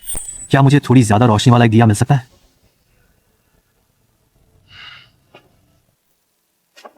खा लो। लो, अगर तुम भूख से मर गए तो हम सबके सिर कटेंगे। बूढ़े मेंग, बहुत धन्यवाद। मेंग साहब, आप सचमुच उसे दिया दे रहे हैं। कई दशक पहले एक पढ़ा लिखा आदमी किसी ताकतवर शख्स को नाराज कर बैठा था। उस पर झूठा इल्जाम लगाकर जेल में डाल दिया गया। जब वह अंदर आया था तब भी बिल्कुल ऐसा ही था। न रोया, न चिल्लाया, न अपनी बेगुनाही की दुहाई दी। बाद में मामला पलट गया। वह पढ़ा लिखा आदमी जेल से बाहर निकला और आगे चलकर सीधे यूशी दाफू के पद तक जा पहुंचा। प्रधान अधिकारी झो, क्या महाराज ने बुलाया है? निंग राजकुमार, युवराज, युवराज भाई। युवर को क्या हुआ? वो दावत में पीने नहीं गया था। इस वक्त तक तो उसे लौट आना चाहिए था। क्या फिर से ज्यादा पीकर सड़क पर पड़ा है या किसी से लड़कर यिंग थियेन प्रशासन ने उसे पकड़ लिया है? महाराज, युवराज की हत्या कर दी गई है। तुम क्या कहा? युवराज की हत्या कर दी गई है। यिंग थियेन प्रशासन ने शव अपने कब्जे में ले लिया है। गुरु फंग रातों रात महल पहुंच गए। महाराज ने फरमान जारी किया है। मेरा युवर अभी कहां है? यिंग थियेन प्रशासन के पास। युवराज का पार्थिव शरीर अभी भी यिंग थियेन प्रशासन में है। युवराज के साथ घटना यिंग थियेन प्रशासन के अधिकार क्षेत्र में हुई है। नियम के मुताबिक पार्थिव शरीर पहले यिंग थियेन प्रशासन में रखा जाएगा और वैद्यकीय जांच के बाद ही। जांच? मेरा युवर, उसे वे जांचेंगे। किसने मारा? गुरु फंग के शिष्य वेई निशेंग ने। वेई निशेंग, गाड़ी तैयार करो, मैं महाराज से मिलने जाऊंगा। मैंने कहा गाड़ी तैयार करो, तुमने सुना नहीं? महाराज का आदेश है, राजकुमार को अपराधी की तरह नजरबंद रखा जाए। आदेश के बिना बाहर जाने की इजाजत नहीं है। मैंने कहा गाड़ी तैयार करो। महाराज, आप बाहर नहीं जा सकते। महाराज का आदेश है, बिना अनुमति बाहर नहीं जा सकते। अगर आप जबरदस्ती निकलेंगे तो शाही आदेश की अवहेलना होगी। मैं निंग राजकुमार हूँ, सम्राट रेंजोंग का बेटा, वर्तमान सम्राट का सगा चाचा। मेरा बेटा मर गया, क्या मैं जाकर सम्राट से एक बार मिल भी नहीं सकता? तुम लोग मुझे रोकने की हिम्मत करते हो? मैं निंग राजकुमार हूँ। हाँ, मैं महाराज का सगा चाचा हूँ। हटो। निंग राजकुमार, ये नहीं हो सकता। हिजड़े महाराज, मैं सम्राट से मिलना चाहता हूँ। आप मेरी ओर से एक बात पहुंचा दीजिए। मैं सम्राट से मिलना चाहता हूँ। मेरा बेटा मर गया। क्या मैं बाहर जाकर उसे एक नजर भी नहीं देख सकता? महाराज से कहो मैं उनसे मिलना चाहता हूँ। महाराज ने कहा है जब मिलने का समय होगा तब मुलाकात हो जाएगी, और जब नहीं होगा तो राजकुमार चाहे गला फाड़ ले, कोई फायदा नहीं। मेरा युवर शेन दुआन, तुमने मुझसे ली युआनजिन पर लोगों को छोड़ने को कहा था, मैंने छोड़ दिए। तुमने मुझसे बुआ माँ के पास जाने को कहा था, मैं गया भी। तुमने कहा था कि मुझे और मेरे बेटे को सही सलामत कुल परिषद से बाहर निकालोगे। तुमने कहा था कि मुझे और मेरे बेटे को सही सलामत बाहर निकालोगे। वाह फंग यान, वाह। बस एक शिष्य, एक पत्नी और कुछ नहीं। अपने उस शिष्य के लिए तुमने ली युआन छेंदक को छोड़ दिया और शांशी के गवर्नर का पद सम्राट के हाथ में सौंप दिया। मेरी नजर में तुम नासमझ और दूरदर्शिता से खाली हो। दादाजी, आपने मुझे बुलाया? सिर उठाओ, डर किस बात का है? तुम मेरे शेन दुआन के पोते हो, महान झो के प्रधानमंत्री के पोते। वह वही खानदान का लड़का अब यिंग थियेन के मौत की कोठरी में डाल दिया गया है। क्या अब भी वो तुम्हें मार सकता है? दादाजी, आपने देखा ही नहीं? जब उसने निंग राजकुमार के बेटे को मारा, उसकी आंखों का वो भाव आपने नहीं देखा। कैसा भाव? वो इंसान नहीं था, कोई साधारण आदमी तो बिल्कुल नहीं। दादाजी, बाबा, मैं गुइलिन निवास लौटना चाहता हूँ। यियर गुइलिन लौटना चाहता है। ये मेरा सबसे प्रिय पोता है, लेकिन इस वक्त जमीन पर घुटने टेक कर बैठा ये किसी प्रधानमंत्री के पोते जैसा नहीं, बल्कि डर से सहमा हुआ बच्चा लग रहा है। उठो, तुम मेरे शेन दुआन के पोते हो, तुम्हें किस बात का डर? उसने निंग राजकुमार के बेटे को मारा है, तुम्हें नहीं, जो प्रधानमंत्री का पोता हो। वह चाहे कितना ही पागल और जान की परवाह न करने वाला हो, क्या वह तुम्हारा बाल भी बांका करने की हिम्मत करेगा? हूँ, अपने अध्ययन कक्ष में जाओ, मन लगाकर पढ़ो, प्रांतीय परीक्षा की तैयारी करो। बाकी बातों की तुम्हें चिंता करने की जरूरत नहीं। मालिक, जोंगरेनफू के अंदर अब जाया नहीं जा सका। क्या मतलब? जो लोग भेजे गए थे वे लौट आए। कह रहे थे कि जोंगरेनफू के बाहर पहरा दोगुना कर दिया गया है, किसी को भी अंदर बाहर जाने की इजाजत नहीं है। अंदर क्यों नहीं जा सकते? कहा गया कि यह सम्राट का मौखिक आदेश है। निंग राजकुमार को अपराधी की तरह रखा जाए और बिना फरमान के उसे बाहर नहीं जाने दिया जाएगा। किसी को भी मुलाकात की, संदेश पहुंचाने की या सामान भेजने की अनुमति नहीं है। लेकिन अच्छी खबर यह है कि वही परिवार के लड़के के बयान में छोटे मालिक का नाम नहीं आया। मामला कड़ा सील कर दिया गया है। अगर सुबह की सभा के अंत में जोंगरेन फू को एक फरमान मिला हो कि निंग राजकुमार को अपराध के साथ नजरबंद रखा जाए तो फिर सब समझ में आता है। वही घराने का वो लड़का, उसे मुझे वापस करो। महारानी जी, लुयांग राजकुमारी आई हैं। माता महारानी, आपकी बहुत याद आ रही थी। कल ही तो मिली थी, क्या तुम्हारी जुबान पर शहद लगा है? महारानी जी, आपसे विनती है, वे निशिंग को बचा लीजिए। पून्यांग, जल्दी उठो। ये क्या कर रही हो? क्या बात है? जो कहना है ठीक से कहो, घुटने क्यों टेक रही हो? महारानी जी, वे निशिंग ने निंग राजकुमार के बेटे को मार डाला, इसीलिए उसे यिंगतियान प्रीफेक्चर में बंद कर दिया गया है। लेकिन ये सब इसलिए हुआ क्योंकि उस निंग राजकुमार के बेटे ने पहले उसके दादा की पट्टिका पैरों तले रौंद कर तोड़ दी थी, तभी वो अच्छा बस अब मत रो। तुम जिस बात की कह रही हो उसके बारे में मुझे भी कुछ पता है। कल रात गुरु फेंग महल आए थे, सम्राट ने उनसे मुलाकात की थी। तो सम्राट ने क्या कहा? सम्राट की अपनी सोच और विचार है। फुन्यांग एक बात कहना चाहती है, आशा है महारानी उसे सुनेंगी। फुन्यांग, कहो। फुन्यांग को याद है कि पूर्व हानकाल में तीयिंग नाम की एक स्त्री थी। उसके पिता पर किसी ने अभियोग लगाया था और उन्हें अंगभंग की सजा दी गई थी। तीयिंग अपने पिता के साथ चांगान गई और सम्राट वेन को पत्र लिखा। सम्राट वेन उसकी परम पितृभक्ति से प्रभावित हुए और कहा कि आज लोग गलती करें तो उन्हें शिक्षा देकर सुधारा जाना चाहिए, ऐसी पीड़ा देने वाली सजा उचित नहीं। फिर उन्होंने अंगभंग की सजा समाप्त कर दी। वही यान और वही निशिंग का संबंध दादा पोते जैसा था और वो उनके दादा के समान थे। अगर किसी वंशज के सामने उनके स्मृति फलक को नष्ट कर दिया जाए और वो तनिक भी न विचलित हो तो क्या वह निष्ठाहीन, अपितृभक्त और मालिक पिता रहित मनुष्य नहीं कहलाएगा? वाह, क्या कहा तुमने! निष्ठाहीन, अपितृभक्त, बिना स्वामी और बिना पिता का। सम्राट को प्रणाम। सम्राट। महारानी, औपचारिकता की आवश्यकता नहीं।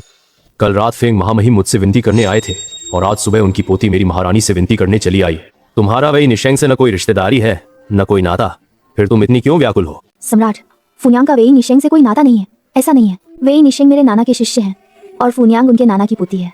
फुन्यांग भले छोटी हो पर राज्य के कानून भी जानती है और मानवीय भाव भी। वेई निशेंग का किसी की हत्या करना अपराध है, लेकिन उस निंग युवराज का किसी के स्मृति फलक को तोड़ना भी अपराध है। स्मृति फलक का तोड़ा जाना कारण था और निशिंग का हत्या करना मजबूरी में हुआ। सम्राट से विनती है कि इस बात को समझें। सोचा न था कि गुरु फेंग की पोती का स्वभाव भी उस वही घराने के लड़के जैसा होगा। तुम ठीक कहती हो, किसी के स्मृति फलक को तोड़ना सचमुच गलत है। सम्राट की बुद्धि महान है। इतनी जल्दी मेरी प्रशंसा मत करो। मैंने अभी यह नहीं कहा कि उससे कैसे निपटा जाएगा। फुन्यांग, अभी तुमने कहा कि तुम्हारा वे निशिंग से कोई अजनबी सा रिश्ता नहीं है, तो मुझे बताओ तुम्हारा उससे क्या संबंध है? फुन्यांग, वे निशिंग की पत्नी है। तुम्हारी उम्र ही कितनी है और ऐसी बातें कर रही हो? फुन्यांग छोटी जरूर है पर इन शब्दों का भार समझती है। और अगर वो मर गया तो? अगर वो मर गया तो मैं भी उसके पीछे जाऊंगी। जीवन और मृत्यु, मिलन और बिछोह, मैंने ये वचन तुमसे बांधा है। तुम्हारा हाथ थामकर तुम्हारे साथ बुढ़ापे तक चलूंगी। मेरी भोली फुन्यांग, ये 16 शब्द कहना आसान है, निभाना बहुत कठिन। जब मन में अटल विश्वास हो तो डर कैसा?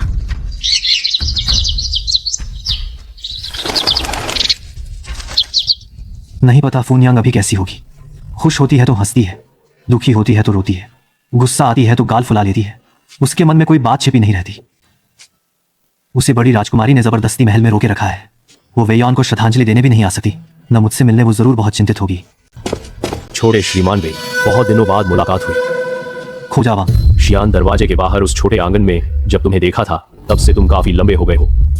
उरीस कर मारतों को कुड़ी कर मारती। छोटे श्रीमान वे, यहाँ रहते हुए तुम्हें कितने दिन हो गए? जेल की जिंदगी इतनी फीकी है कि दिन तारीख का पता ही नहीं चलता। सम्राट का मौखिक आदेश है, वेई निशिंग, फरमान ग्रहण करो। अपराधी प्रजा शाही हुक्म स्वीकार करती है। इन कुछ दिनों में जेल में रहकर क्या तुम्हें पछतावा हुआ? ये विद्यार्थी पछताता नहीं। मुझे पता था कि तुम्हें पछतावा नहीं होगा। बस इतना ही? सिर्फ यही 2 बातें? वांगुंग, युवराज वेई, ये चीजें सम्राट की दी हुई हैं। इन्हें कैसे यूं ही किसी से उतरवा सकते हैं? और फिर तुम्हारे पास उपाधि भी है। जब तक सम्राट का हुक्म ना आए ये चीजें कौन?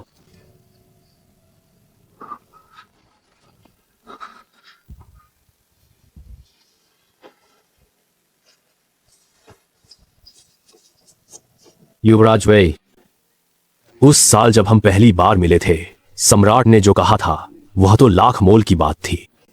वांगुंग, ये विद्यार्थी सम्राट की बड़ी उम्मीदों पर खरा नहीं उतर सका। छोटे साहब, मैं एक ऐसी बात कहूं जो शायद मुझे नहीं कहनी चाहिए। तुम इन दिनों जेल में थे, लेकिन बाहर सब शांत नहीं था।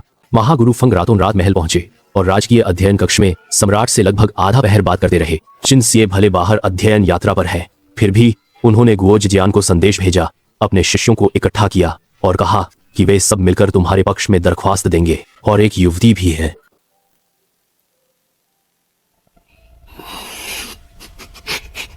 वो फुनियांग है। महारानी और सम्राट दोनों बहुत प्रसन्न हुए। महारानी ने तो यहां तक कहा, नवयुवक पति पत्नी भी इससे बढ़कर क्या होंगे।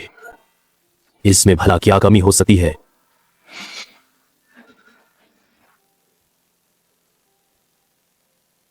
युवराज वे, बात यहीं तक रहने दे। ये विद्यार्थी वांग गोंगोंग को विदा करने चलेगा। छोड़ने की जरूरत नहीं, तुम बस ठीक से रहो, बेकार की बातें मत सोचो। मैं फिर वही कहूंगा, जब तक सम्राट का हुक्म नहीं आता कोई तुम्हारा कुछ नहीं बिगाड़ सकता।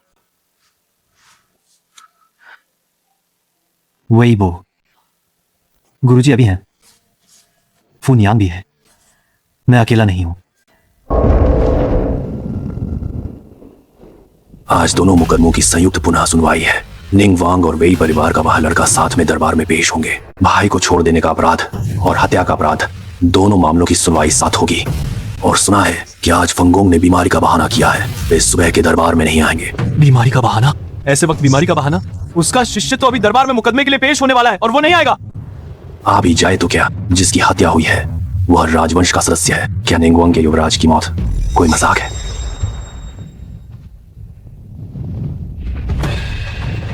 सम्राट का हुक्म है, निंगवांग जियांगझांग और यिंग त्यानफू के जिये युआन वेई निशेंग को दरबार में पेश किया जाए।